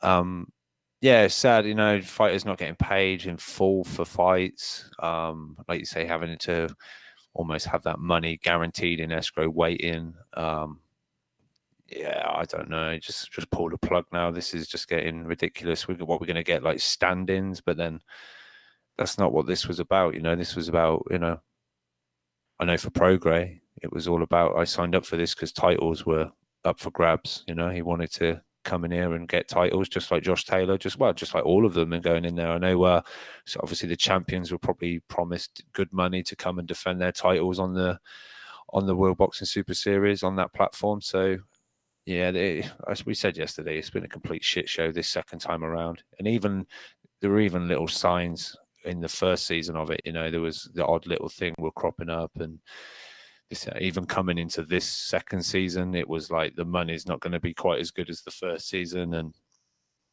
maybe the writing was on the wall when you hear things like that. You know, it's we can't quite give you as much money out as we did the last time. Plus, you know, there's I think they although at the time I was hyped, looking back, should they have done a third weight division? Maybe that's just stretched things a little further than they really thought. I know the cruiserweight division this time isn't quite so stacked. It's a lot of like guys that were sort of in it last time and didn't quite come up to scratch. Plus, you know, we got the likes of Tabiti in there, who's, you know, I guess getting to the point of in his career where he needed to push on, but he wasn't really getting fights, so it was going to be like ideal for him. He was going to be like maybe 3 fights over what 14-month, 15-month period. It would have been super active for, you know, especially for a Mayweather Promotions kind of a fighter. We don't really see that very often. So yeah, it's just, I don't know whether 3 divisions was a bit too much, but I think definitely now pull the cord and just bail on this and just put it down to it was good while it lasted, and, you know, let these fighters get active again and fight. And because I don't want to see the best years of Prograis or Taylor, not years, but you know what I mean, when they could be in decent fights anyway going forward and earning that money like properly. Getting paid. For the sake of time, I'm going to briefly mention the last couple topics, and then I can go Sporting Icons. I want to get your thoughts about it, and then I'm going to go to Gary and Dallas. Callum Smith has called out, not Callum Smith, his trainer, Joe Gallagher, right? That's the trainer, right? Has called out Sergey Kovalev. I mentioned that's on the sites for Callum Smith. I just want to point this out that Callum Smith has been calling out nothing but light heavyweights. I think that's probably a sign that Callum Smith is moving up to the light heavyweight division imminently, and it's like he's not going to be champion at 168 for much longer, mainly due to him just moving up to 175. Called out Bivol, he's called out Kovalev. I think that's just where we see him go now. Sorry, I just want to run through these topics. Sorry, again, for the sake of time. On top of that, Eddie Hearn has said that Joseph Diaz versus Scott Quigg are pseudo negotiations, initial sort of reaching out by Matchroom for that fight. I love this fight for Scott Quigg and Joseph Diaz. We're going to get to it more in depth a little bit later as I go to the last topic of the day. Antonioko, yes, the great French heavyweight. Mitty, where are you, fam? Where are you, Mitty? You know you're happy as he's finally off that 1-year suspension for missing 3 PED tests. I'm not going to delve into that. You know, most of you know my opinions about the PED regulation, and I think France want to do like a 10-year ban on him and some crazy shit like that. But digress from that. Rob, then Fugati, then Sporting Icons. Thoughts on these last topics, and then everything. Yeah. Again, this kind of with Callum Smith kind of ties in with possible. I know Kovalev isn't American, but he's been sort of made on, you know, US, you know, TV. So if we're talking Usyk and Callum Smith on the same card and potential US opponents, so that would maybe fit in. But I do wonder if that can happen, because I think Kathy Duva said obviously Kovalev's next fight is on ESPN. So whether there's some kind of deal done, whether that can actually happen, but we'll see. But I like that fight. You know, Callum Smith, maybe there's a sign there, like you said, he's called out a lot of light heavies, that, you know, he's a big guy. Maybe 168 is a push these days, and he's a big guy anyway. So making 168, I'm sure he probably does it fine. I'm probably talking nonsense, but a little bit of feedback there. Yeah. So yeah, I like the fight. I think that'd be a real good fight. I'd really love to see Callum Smith and Kovalev. I think it'd be an interesting watch. Scott Quigg and Jojo Diaz. Yeah, I like that. That's nice fight. You know, Scott Quigg usually abandons all kind of defense and just likes to get in some absolute wars. We saw it just recently. You know, hopefully he's a lot more disciplined. Obviously, there was that, you know, shockingly didn't do weight at all for Valdez fight. Yeah, what was the last one quickly, Matt? What was the Tony Yoko. Oh yeah, whatever. Come on, man. Middy's boy. Come on. Yoka. Yeah. Yoka the Joker. Who cares? I just think of John Lennon every time. Yeah, I don't know why, but I do. Well, I know why, but it's just insensitive, I guess. But Fugatti, your thoughts on these last topics? Yeah, I really like the Callum Smith kind of moving up to light heavyweight. I don't know that Kovalev's maybe the first guy to go after. I think Kovalev's an extremely good boxer. He's only been beat by, obviously a knockout with Alvarez, but when you look at Ward, like beat by Ward is, there's nothing wrong with that. It's probably the best of most recent time as far as boxing. And then when you look at Jojo Diaz versus Quigg, that's going to be a great fight, right? Diaz really showed out pretty good against Gary Russell Jr. I thought that was a great fight. Like, obviously lost by unanimous decision, but Russell is, I really rate Russell. Like I think everyone does. It's just too inactive, but so I think that's going to, I would take Diaz to win that fight, but Quigg's a warrior. Like Rob said, he's going to abandon all game plan and defense and just go in there and just try to knock him out, try to beat him up. I think Quigg's is a great fight for Diaz, especially if he wants to get back in. And hopefully Quigg is more on the weight and all that, because it was kind of frustrating with the Valdez thing, especially with Valdez getting hurt. And Yoka, I don't know a lot about the guy. I'd have to look into him, but they're saying he's going to come in against a top 50 opponent for his first fight back. So, man, I think, it's good if some good big names that can keep in the heavyweight division. Cause like when Rob read the top 20 list, come on, man, at 10, it was pretty embarrassing once we went past 10. So it'll be great to get some good guys up there to challenge. And we need new blood because a lot of these guys are getting up there, Agreed. Sport Icons, your thoughts on these topics? Okay, first of all, I think with Scott Quigg, I'm cool with whoever he fights. He's one of my favourite fighters, so he can fight a journeyman or he can fight a titleist. I'm cool with it. It's absolutely fine for me. With Callum Smith, I'm surprised. I would have thought that he would have wanted to try and make some big money at super middleweight and maybe, I don't know, try and go forward with a Triple G fight if that's possible. Kovalev, I'm not too sure. I heard that Anthony Yard was calling him out as well, which is a bit worrying. I think Kovalev destroys Anthony Yard at this stage, in my opinion. But Tony Yoka, so he defeats Dave Allen. He gets suspended for a year, comes back and gets ranked number 12 or 13 by the WBC. Again, I don't get that. Because he probably had. Who's his promoter? I forget. Who's he aligned with? Does anyone know? Michelle, somebody? I don't know. Didn't he do something with PBC just recently? The Dave Allen fight wasn't PBC. I know that was a matching card. Since then, I think I'll look at. I'm curious as to that because if he has a major promoter or a major network affiliation, it's any affiliation as long as it's a major one helps you get rankings. Everyone knows that. If it's Eddie, if it's PBC, if it's Yavon Mitchell, if it's whoever it is. The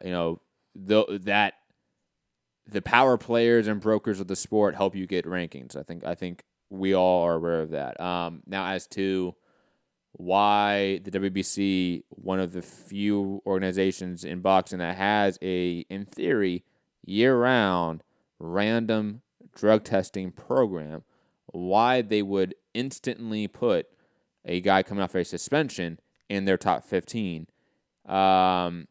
And when he wasn't in there before he got suspended. Either. Yeah. And on top, potential lunatic saying it's Ringstar France. So that's Richard Schaefer, right? Ringstar's Richard Schaefer. Yeah. So okay, that makes sense. If there's a Richard Schaefer connection, then there's a reason. That's the reason why. Richard Schaefer has been close with the WBC for a very long time. But I think it's just a bad PR move at the very least. Like I whether or not there is like downright transactional corruption in this case, I doubt it.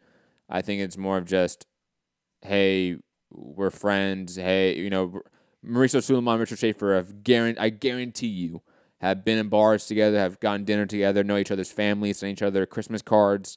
Like it's that club mentality. It's the golf club mentality of, oh, we're all in it together, and there's the outside peasants. That's how this thing is run, basically. But they should have known, at the very least, to not rank Yoko coming off that suspension. It's such a bad PR move with the clean boxing program as your number one PR move of the last 2 years. It's very odd at the very least. Very true. Very true. I mean, Yoko's a very good fighter. Yes. Don't get twisted. And I'd love to see him have a rematch with Joe Joyce. I'd love to see that one at some point. And if he is somewhat aligned to Richard Schaefer, and who obviously has a connection with the PBC as well, and Joe Joyce being on there, hopefully that fight may happen this year. Yeah, we could see that. I've got to say, I really do think I read something that PBC or TV wise, that Yoko would be heading over and probably thrown on Showtime, I think. And shout out to the WBC for giving the suspended 3-time drug test missed prospect of the year to Tony Yoka. That's it's good. Wait, what? WBC's prospect of the year was Tony Yoka. 2018 or 2017? 18, just gone. The year he was suspended? He is the current reigning WBC prospect of the year. No, that can't be true. No. I'm going to find it right now. I want to say that Dave Allen put a tweet up about that. Yeah. Some really funny tweet about it. You're right, Fu. You're right. Oh my God. We are right. I'm not saying you're wrong. No, don't get me wrong. I'm not saying that you guys are incorrect in what you're saying here. I'm just saying, how is that possible that the WBC can be that tone deaf in a way? Like I'm just utterly confused. Because again, I'm also not one to like sit here and like be a PD witch hunter. Like that's just not me. So like, do I ultimately care that the WBC is like bending over backwards for Yoko because he's now signing Richard Schaefer? No, I ultimately really don't care about that. It's not the end of the world. And on my list of issues with the sport, that in particular is not it. However, it is an extremely tone deaf move if in the same climate as the entire combat sports landscape is clamoring for PD regulation and intense extreme regulation on top of that, for you, who also has bent over backwards to appease those fans, to now appease like Rob said, though not so eloquently put, a guy that has missed 3 drug tests and now is just jumping off of a suspension. It just Does it surprise you at all, anything that Mauricio Suleiman does? I mean, he even had a WBC title specially made to give to the Pope. So he's clearly not all there. He walks this earth like a god. The Pope is Charles Martin. I mean, Mauricio Suleiman is like, he's a trust fund guy. Like, he's a guy that was born into WBC millionaire wealth. Was it his dad or his wife's dad? I forget. It was his dad. I believe it was his dad. Okay. I forget his name. Who passed away, I want to say like 2 years ago, 3 years ago. I just think of a guy that really is in the bubble, unfortunately, and inside that club.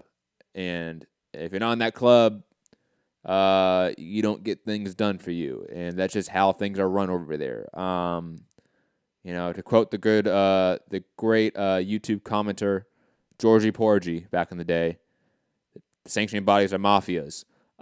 Maybe not literally, but how they run is very mafia-esque in a way. But I mean, with Callum Smith, I think that out of all the Smith brothers, he's the one that I think is probably the best, in my opinion. And I do feel that Callum Smith against Kovalev, I don't know if that's a good move, because even now, we still don't know how good Callum Smith is. I agree. I think the Kovalev move is probably an oversight, or an overstep, I should say, more so. If you're moving up to 175, who would be a great name for you? Maybe, not a great name, but who would be like a good sort of barometer fight? Maybe you get like a John Pascal, who's still That's the exact name I was thinking of. Who is still putting on like decent fights. You know, obviously he passed his prime, obviously older, you know, doesn't have much left in the tank, but he has name cachet in the division. If you're going for someone that doesn't have the name cachet, but similar in that field, like an Isaac Chilemba, you know, maybe pull like a Top Dog Williams out of the grave, wherever he's at.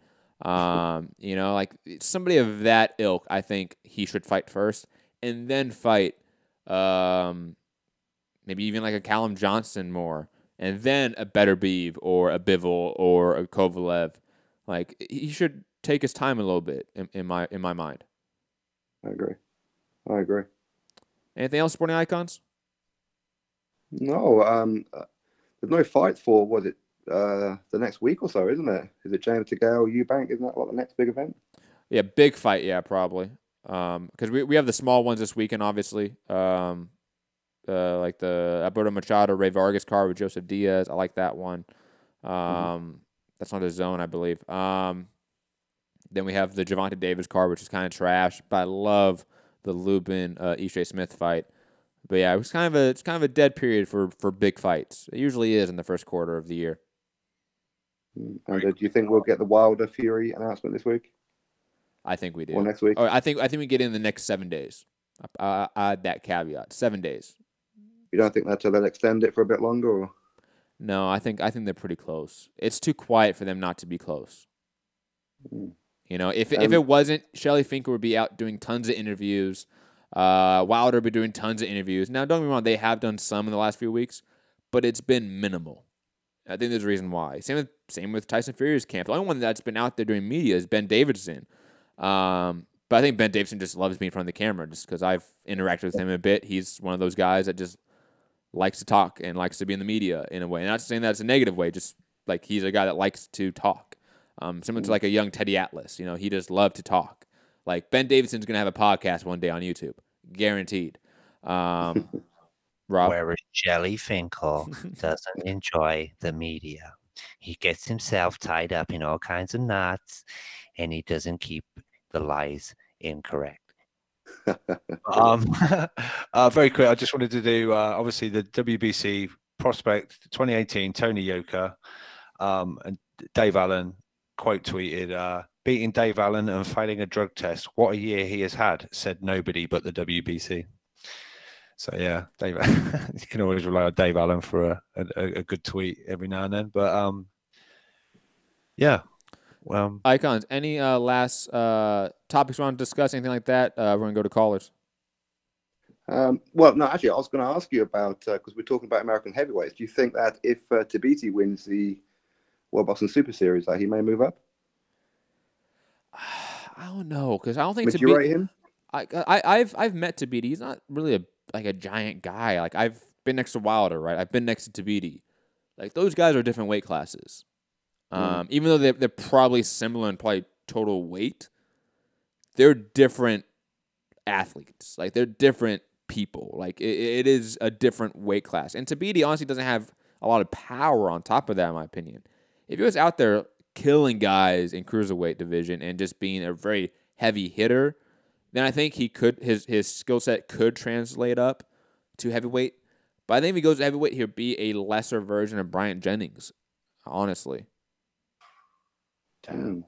And honestly, that's like Bryant Jennings is still like a perennial top 15 guy. It's not like a huge insult, but I think Tabiti will probably optimize or capitalize on his career most in the cruiserweight division, because I don't think he will be ultimately that successful at the top at heavyweight. And hell, we haven't even seen him be successful at the top at cruiserweight yet. You know, we gotta wait to see that first. Bear in mind when you say a perennial top 15, remember Oliver McCall is 16. Hey, but he's 16 in the U.S. I'm talking about like period. Oh, okay. well, Yeah, right. worldwide. Yeah, asshole. I'm going to find Oliver McCall in the world ranking. Do you still speak with Wilder, Matt? No, I don't. I don't have his number, to be honest. It's not like I could just hit him up on the phone. Oh, right. But I mean, of all the people I have talked to from my days back then on Name Redacted channel, yeah, Wilder is not on that list, unfortunately. No discredit to Wilder, no hate towards Wilder. Me and Wilder have had really good conversations. He's always treated me very well. Just different. He has that channel. Like I don't think he needs to come to me. Okay. Did he pay for the meal? I'm assuming that you guys went out for dinner and that. No, I never went out to dinner with Wilder, actually. Oh, did you not? No. He was always busy. Also I have to remember around the time that I was going there, the first time I went, I think his wife or fiance at the time was pregnant.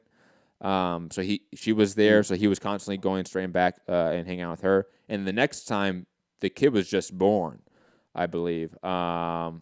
So I think that had something to play into it as well. But it is what it is, Okay. Is that guy from Name Redacted channel? Is he like really, really full on with Wilder in real life, or is it just on the channel?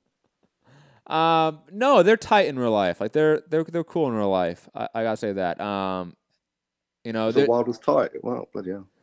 Like I said, like Wilder's from, if you've been around him in more of that scenario, like the persona of Wilder isn't there so much, if that makes sense. Like that only really comes on when cameras are on, because he has. I always said that about Wilder. That when he said that he wanted to be an actor, I thought he'd be great, because whenever there's a camera on, it becomes his theater, doesn't it? Yes, and on top of that, like Wilder has an open door policy in his gym, so like anyone can come and watch him train. Like if you're just a bum off the street, if you're if you're traveling in, whatever, like if you're anyone, you can walk in there and watch him train the entire session. I was going to say I perhaps wouldn't invite you, mate. Not with your merchandise on, anyway. And everyone that comes in there that's a fan or not a fan, just people that come in that are just people watching, right? Like he has always treated them and given them the utmost time of day. Like there's been times we've had to wait there for hours, like well into the night, because he was just talking to fans that were there or just talking to people that were there. Like there was a family that came in, I don't know where they came in from, but I think the dad really was a big fan of Wilder. Like it was a white suburban family in the minivan that pulled up, right? Like 5 kids, everything, the dog. And Wilder sat there and talked to them, I swear to God, for an hour and a half, hour, 45 minutes. And, and again, I know you're laughing, Rob, because we make jokes about Wilder just being able to talk forever, but it is genuine, like I have to say that, like you can tell a nice guy from an asshole, and Wilder's always seemed like a nice guy. So I just want to make that clear, because I know there are people listening that might take this a certain way. And I know we do have some fighters that do listen to the show, and I know we have fighters that listen to the show that train with Wilder. So God knows what gets reported back, what doesn't, what, if anything, gets talked about to any fighter out there. So again, all respect to Wilder. But yeah, most people thought Fury beat him. Just want to state that. I can talk forever, and Matt always calls me an asshole. Well, that is definitely true, though. You are an asshole. No, I was just asking because I wouldn't mind seeing him on your channel with you, because I think that's you guys actually ask him questions that maybe some others, shall we say, may be afraid to ask. Yeah, I mean, I have no issue trying to get Wilder on. It's just a matter of trying to get him on. A little bit of a inside baseball here. I've always been a little bit hesitant about doing interviews on the show. I feel like it should be a separate sort of thing, and then our show be a show where we can discuss things. We don't have to worry about a fighter coming in 15 minutes and us changing how we talk. because I've been on that side of it, and I don't really like that. And plus, I don't like to shoehorn interviews in. Now, obviously, a Wilder interview is not going to be shoehorned in. Like, that's an interview that I would love to get. That's a big interview. It's just a matter of time. You know, when the channel gets bigger, you know, when we have a bigger reach, a bigger audience, more pull, we can go to people like a Wilder, people like whoever, and try to get those interviews. Right now, it's a little bit harder. I don't know, man. We've got sporting icons on right now. That is true. That is true. The Star. But yeah, very that is true. That's true. I've got more subs than a Wilder could fit into the arena. That's cool.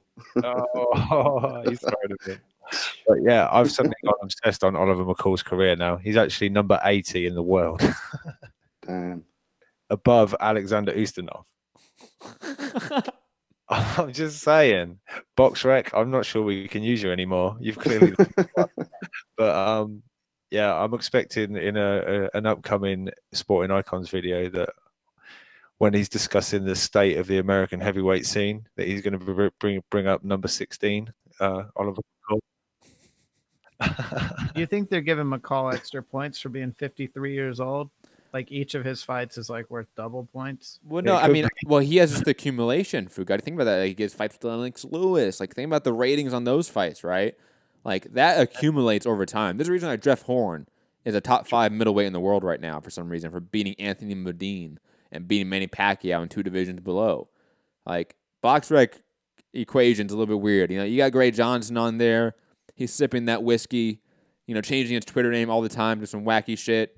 God knows how BoxRec is, how it's run. Well, Oliver McCall currently has 13 BoxRec points. Icon. Well, think about it though. Fred Quendo, number 2 in the WBA somehow, and Oliver McCall actually beat him. So maybe that's why it's still there.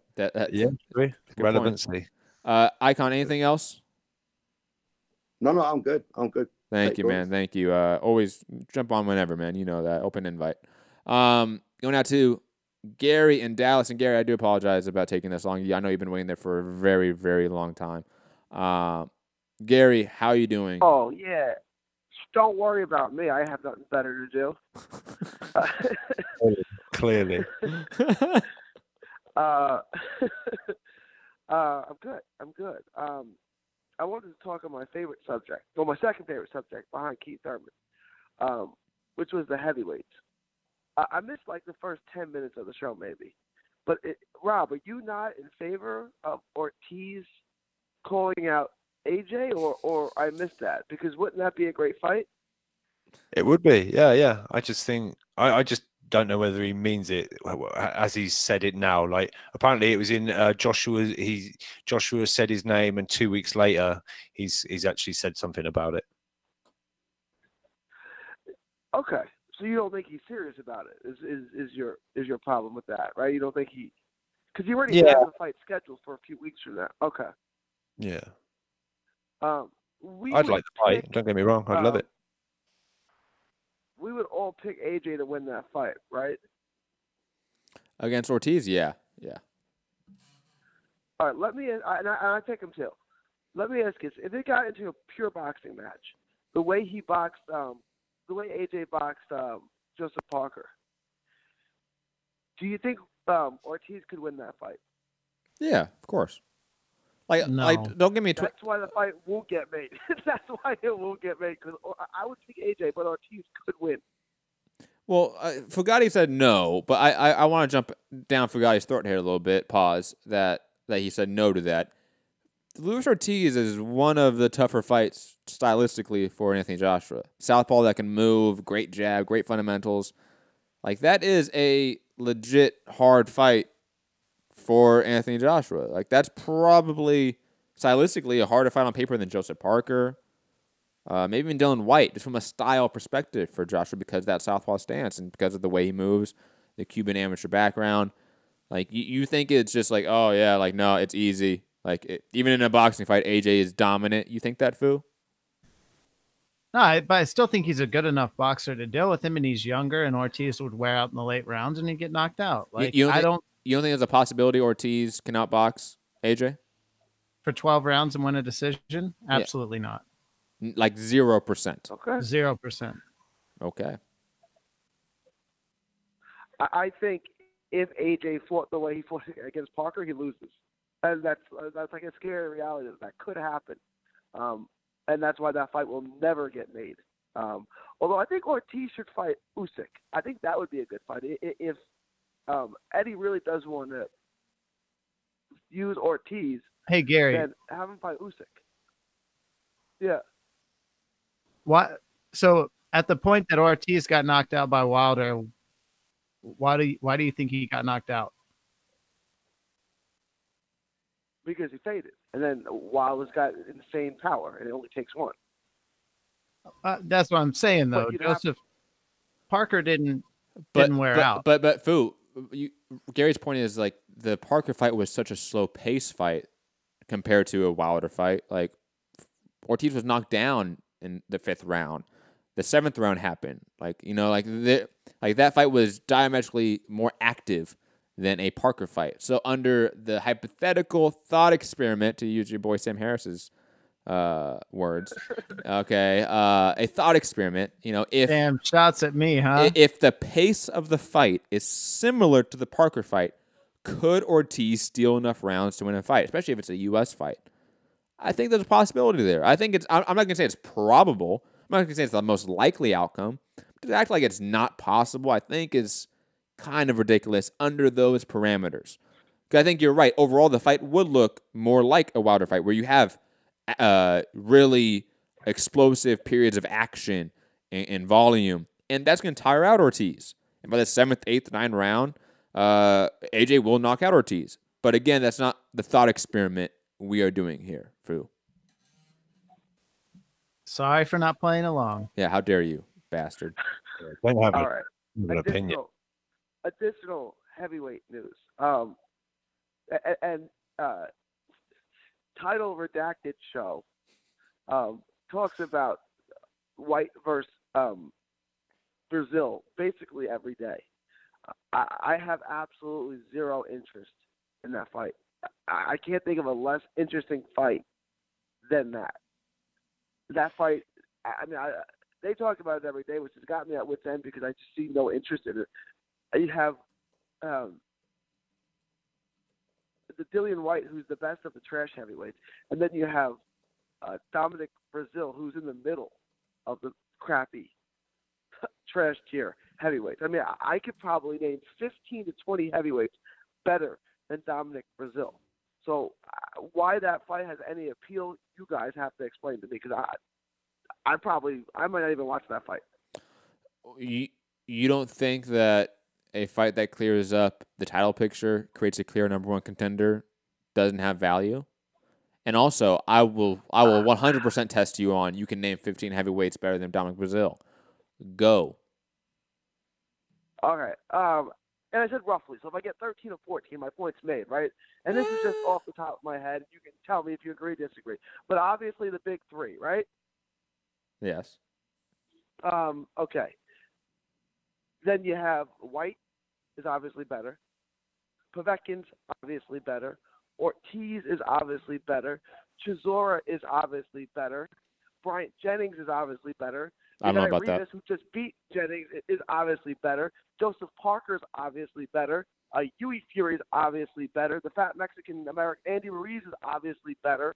Like, how many is that? I don't know about that though, Gary. I don't know if Huey Fury and I don't know if Andy Ruiz is better than Dominic Breazeale. Like, I don't know that. I think they're all relatively. I think they're all relatively close to each other. To be honest, Kwanaki is obviously better. I probably agree with that. Yeah. The big. I probably agree with that. And this is just. And you would. I also don't agree with the Brian Jennings. Hold on, Gary. I don't agree with Brian Jennings. I think if you put Dominic Breazeale versus Brian Jennings in the next 6 months, Breazeale's winning that fight. What about, I don't know, as BK said, awfully crap. Oliver McCall? No, stop bringing Oliver McCall in this conversation. Okay, you should retire. Pulev and Takam are better. Carlos Takam beats Dominic Breazeale. We haven't seen Pulev fight in fucking forever, except for the Huey Fury fight, which was trash. Okay, I I almost said like we haven't seen him fight in forever because I forgot about that fight. And I'm like, oh yeah, he fought Huey Fury, and that fight was utter shit. Yeah. It was one of the worst fights I've ever seen. I don't know. I think the separation between a Breazeale, Takam, Chisora, Jennings, all these names you are mentioning, Rob. Why did you just jump off like that? Oh my God, what happened? That was two of Matt's. What happened there? I was about to ask a killer question too, Gary. I know. Rob just jumped off. I hope Rob's okay. I was about to ask if he puts Dave Allen above Breazeale. Ooh, I like that. Gary, do you put Dave Allen above Dominic Breazeale? I don't know yet. Oh, and Jarrell Big Baby Miller, obviously, but there's one I didn't name. David Allen. Jury's still out on that. How about that? But I don't think putting someone ahead of Dominic Breazeale is saying much. That's my point. Like, Okay, well, Gary, heavyweights I named. No, yeah, I'm not going to largely disagree with you. Like, I think we can sit here for an hour and talk about the individual names you placed, but I think there's no substantive argument about that or debate about that. I think your greater point of, hey, why is everyone liking this fight? Why is everyone excited about this fight when it really isn't the greatest matchup? Like, it's pretty clear one person's going to win this fight. And it's pretty clear that one guy's arguably top 5 name. One is maybe number 15 in the world. Maybe. I think what it does for the heavyweight landscape outweighs that factor, Gary, in my opinion. I think the fact that it leads to a clear number 1 contender in the WBC clears up this entire storyline that's been happening for 2 years. I think that benefit, that net benefit it does for the division is more important than it being a 50-50 matchup. Okay, I understand the value in the fight. Like, I understand why the fight would get made. I still don't want to watch it. Like, I understood why Errol Spence fought. What was his name? The mandatory challenger from Mexico that he fought. Like, I understand why he fought him. Ocampo. I'm still not interested in the fight. You know what I'm saying? I went to that fight too, but it still doesn't do anything for me. You know what I'm saying? Like, that's how I look at this fight. Okay, it's like, obviously, wait, Gary's like, I still don't want to watch it, but I went to the fight. I paid them ticket. I paid a ticket that sent all that money to the fighters' pockets and the promoters' pockets, but I didn't want to support it. Great point there, Gary. You can't blame Errol Spence for that fight. You can't blame Errol Spence for that fight. You want to keep your belt, let's do what you have to fight. Yeah, right? but like, I understand. But why did you pay for a ticket to see something you weren't interested in? I don't understand. Because that cheap ticket. You don't understand? Because it was $20. Errol Spence is my guy, right? How often does, like, where you come from have the best fighter, arguably the best fighter in the world? How often does that happen? And then he comes home to fight. Well, he's doing it twice in 6 months, so I guess it happens quite a bit. But Gary must have got a hold of like, Rob's CBD. Yo, I love it, Gary. Spence is the best fighter in the world, arguably. I don't want to. You think I think Terrence Crawford would be, but you know what I'm saying? One of the best fighters on a very short list of fighters. Sure.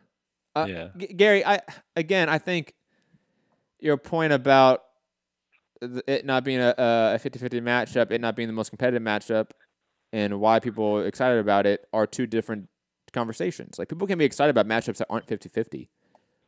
4+ million buys from Mayweather McGregor. Fam, like, that ship has sailed. I wasn't one of them. It doesn't matter. It doesn't matter. It doesn't matter, Gary, because you will still go watch Spence Ocampos. So you will still get bought by the system in some way, shape, or form. You would just shell out for your man. Your man's Earl Spence, not Mayweather, not McGregor. Some people's guys are Dillian Whyte. Some people's guy is Dominic Breazeale, and it works for them. But other than that, the fight has a purpose. Gary, if there's an event that you want to pay for and not have any interest in, Oliver McCall is fighting in Texas. I know, it's Robinson, which is over by Corpus Christi. I go to Gary and I are going to carpool to that. If you drive, I will go. Okay?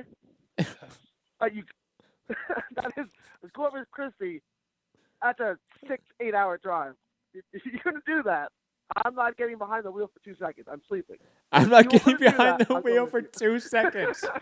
Hey, Fu, no, we can definitely carpool. Like, we can switch places. I'll drive 2 hours. You drive 2 hours. No, he's like, no, fuck it. You drive 8 hours, motherfucker. I'm not going to drive at all. Yeah.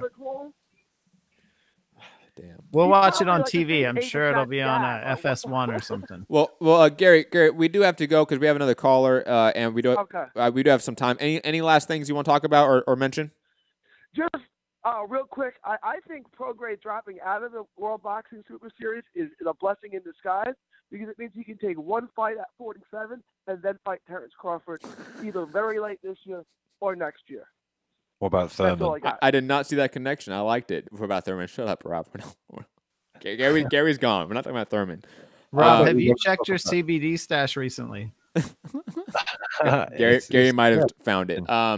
Going to the 509, Erica. I think that's like Oregon. I could be wrong about that. 509. Who is this? Where are you calling from? No, it's not Kennewick. It's it's not Oregon. It's Washington. Washington. Yeah, Aku 92. Oh, Aku. What's up? How you doing? Yeah. What's up, guys? They're off. They're looking at their phones. What's going on, man? Aku, you got about Aku. Very quickly, the Blog Talk is going to cut off in about 3 minutes. So, all right. So just so you know, so if you want to get off some points, rapid fire, man. I do apologize. Right. No, Rob, you guys were talking about you guys were like trashing American heavyweight fighters about like outside the top 10 or I got in kind of late to the video. I didn't hear the question. I apologize. Was that true? Were you guys saying that there was no fighters? USA had no fighters like outside the top, or the top 10 was trash or something like that? It was it was on BoxRec, the top American heavyweights. And number 16 is Oliver McCall, 53 years old. Yes. Solely U.S. heavyweights. That's what we looked at on BoxRec. Oh, gotcha. But the UK has trash heavyweights too outside the top 10. Well, of course. No. Yeah.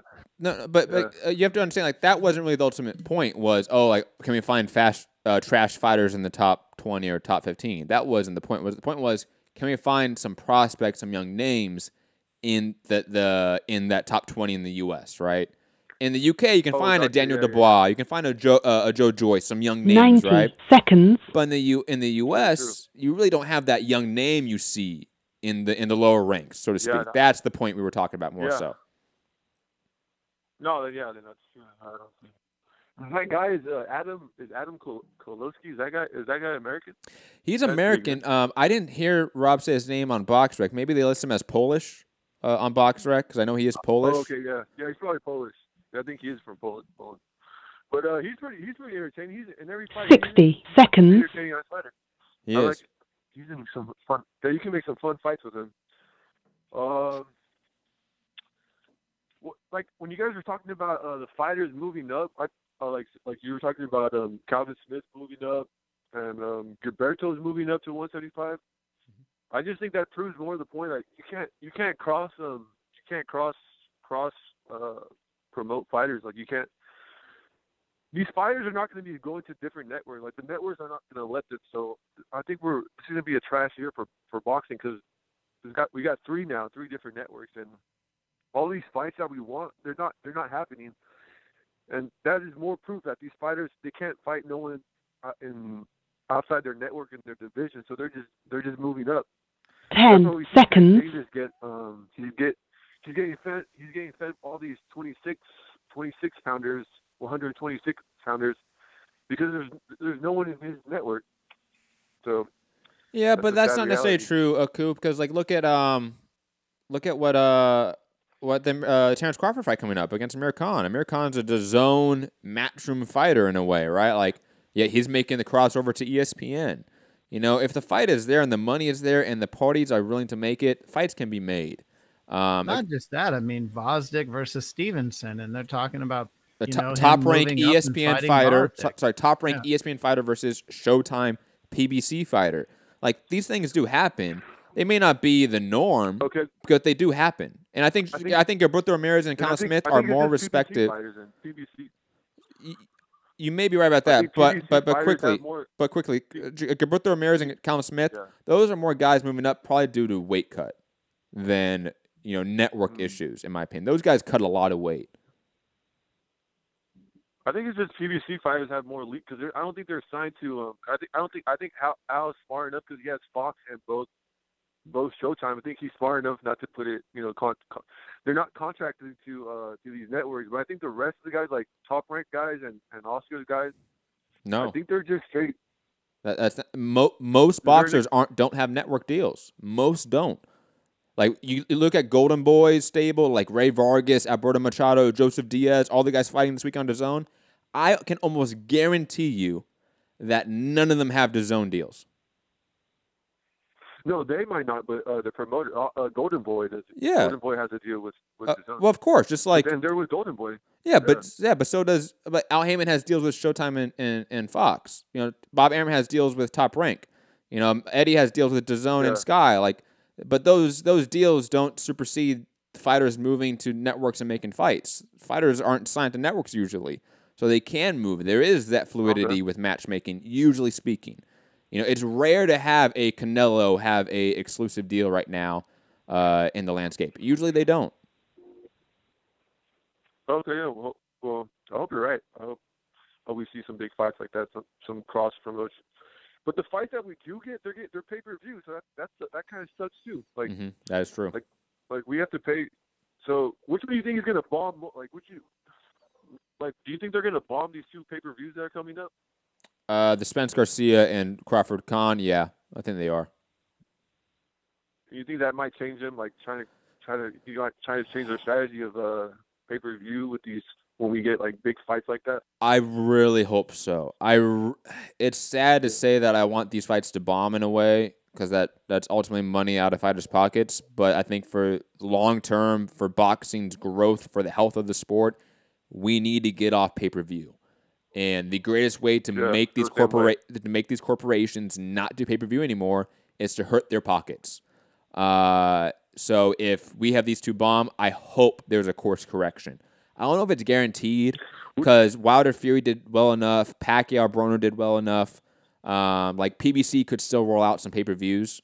And I think even in the Fox, in the language of the Fox deal, from my understanding, it's almost like obligated to have pay-per-views for Fox. So not obligated, it's encouraged, I should say. Which one do you think does worse? Which one do you think does worse? Oh, Crawford Khan. Crawford Khan by far. Crawford Khan? Yeah.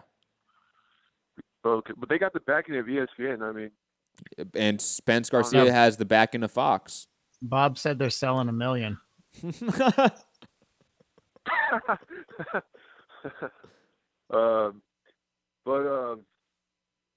Yeah, I don't know. I think the football would have helped. I think more football would have helped the Fox pay-per-view, but I think that's over with. So I mean, I don't know how they're gonna get that Fox jump, but we'll see. Yeah, that was my call. Thanks for taking it. Thank you, Aku. Anytime. Well, gentlemen, we've made it. Fugatti's first show, and he still has that weird fucking white noise in the background. I don't know we'll work on it off yeah, we're working on off air. It sounds horrendous. I'm just going to say that right now. Am I the only one that hears it? Rob, yeah. Am I really the only one that hears it? I don't hear nothing. Hold on. Fu, come back on. Start talking. Do you hear it now? You don't hear like a white noise sort of pick up when he starts talking? No, I don't. All I hear is white noises when he talks. I just alley-ooped that slam dunk right there. That was good, Rob. That was good. That made me happy. I'll admit. That made me happy. Friend in me. Oh, God damn. PD saying shit. It's over. Don't worry. I think Fugatti will come back with me, and we're going to do a preview show of UFC 234. Oh, God. Those air horns were very low because of the outro music being low. Anyways, digressing. BK in the chat. Well done, Chewbacca. That was good. Good job, Chewbacca. AKA Andy. But me and Fugatti should come back later today with the UFC 235 preview show. Robert Whittaker versus Kelvin Gastelum and Israel Adesanya versus Anderson Silva, which I gotta admit is the people's main event of this weekend for combat sports. But obviously you can find me, Matt Hunter, MCR, all platforms. Hope everyone had a great time watching the show. Hit the like button, share the show, subscribe, listen on podcast forum, drop that 5-star review. Head over to patreon.com/mixedcombatradio. Help support the channel in any financial way. Rob, actually, no, let's go to Fugatti first, and then we're going to end with Rob, because since he's the senior co-host. Fugatti, let the people know where they can find you, final thoughts, all that good shit. Yeah, final thoughts. Great show, guys. You can find me at Fugatti on Twitter, FOOGATTI, Fugatti. And, I'm doing, like me and Rob kind of do the Instagram together. So if you guys follow that, you're going to get show updates and stuff like that. Matt hates it when I call it the Instagram, but it's because I'm saying the MCR Instagram. He laughs every time like I'm an old man. I am an old man, but it's just funny. But yeah, it is grammatically correct. You are right. You are 110% right, but it is still funny every time. Yeah. So follow us on Instagram. We try to keep the show updates there. We set timers for you guys to be able to check because, with everyone being in different time zones and life being crazy, sometimes the shows don't start, at the 1 o'clock Pacific time. So, thank you guys for having me on. It's a great show. Thank you, chat, for being so active, and appreciate you guys. Hold on, very quickly, Rob, before you jump in. Fu, have you changed your Twitter handle and all that shit to Fugatti MCR? No, I will, though. I'll throw it on there. Damn. You trash. You super trash, man, to use the great Anthony Walker's words. Rob, final thoughts? Don't get that look. Don't be jealous. He coined that phrase. He definitely coined that phrase. Super trash. I'm sure a million people have said that before Anthony Walker. Definitely a billion plus people have said that. Yeah. So let's not give him credit for that.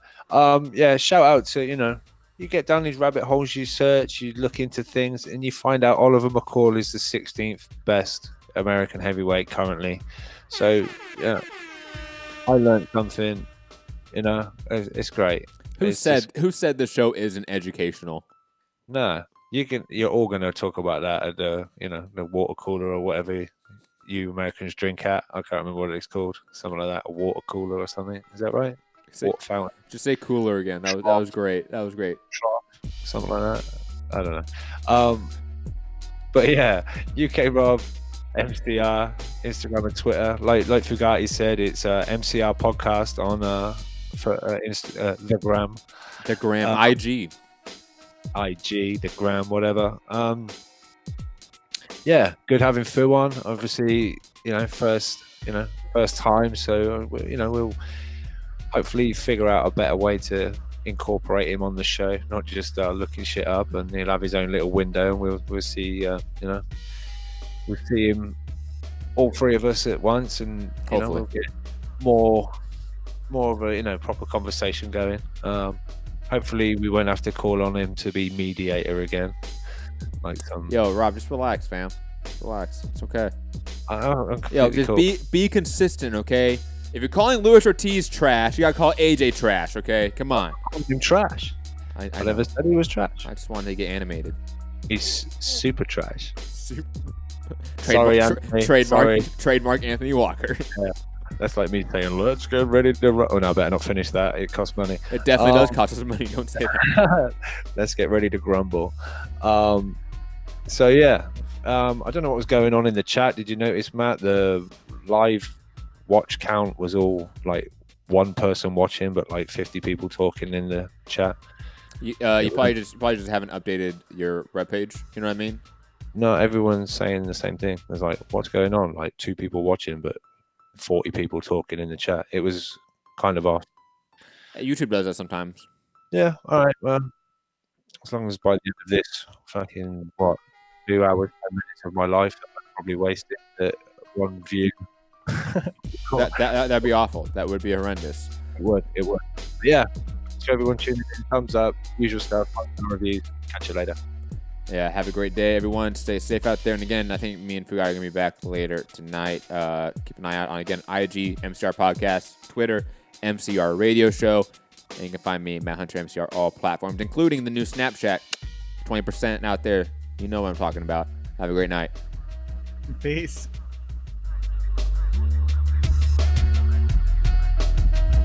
Are you off your tits? Have you been smoking something? That really makes me horny. Hey, pussy, are you still there?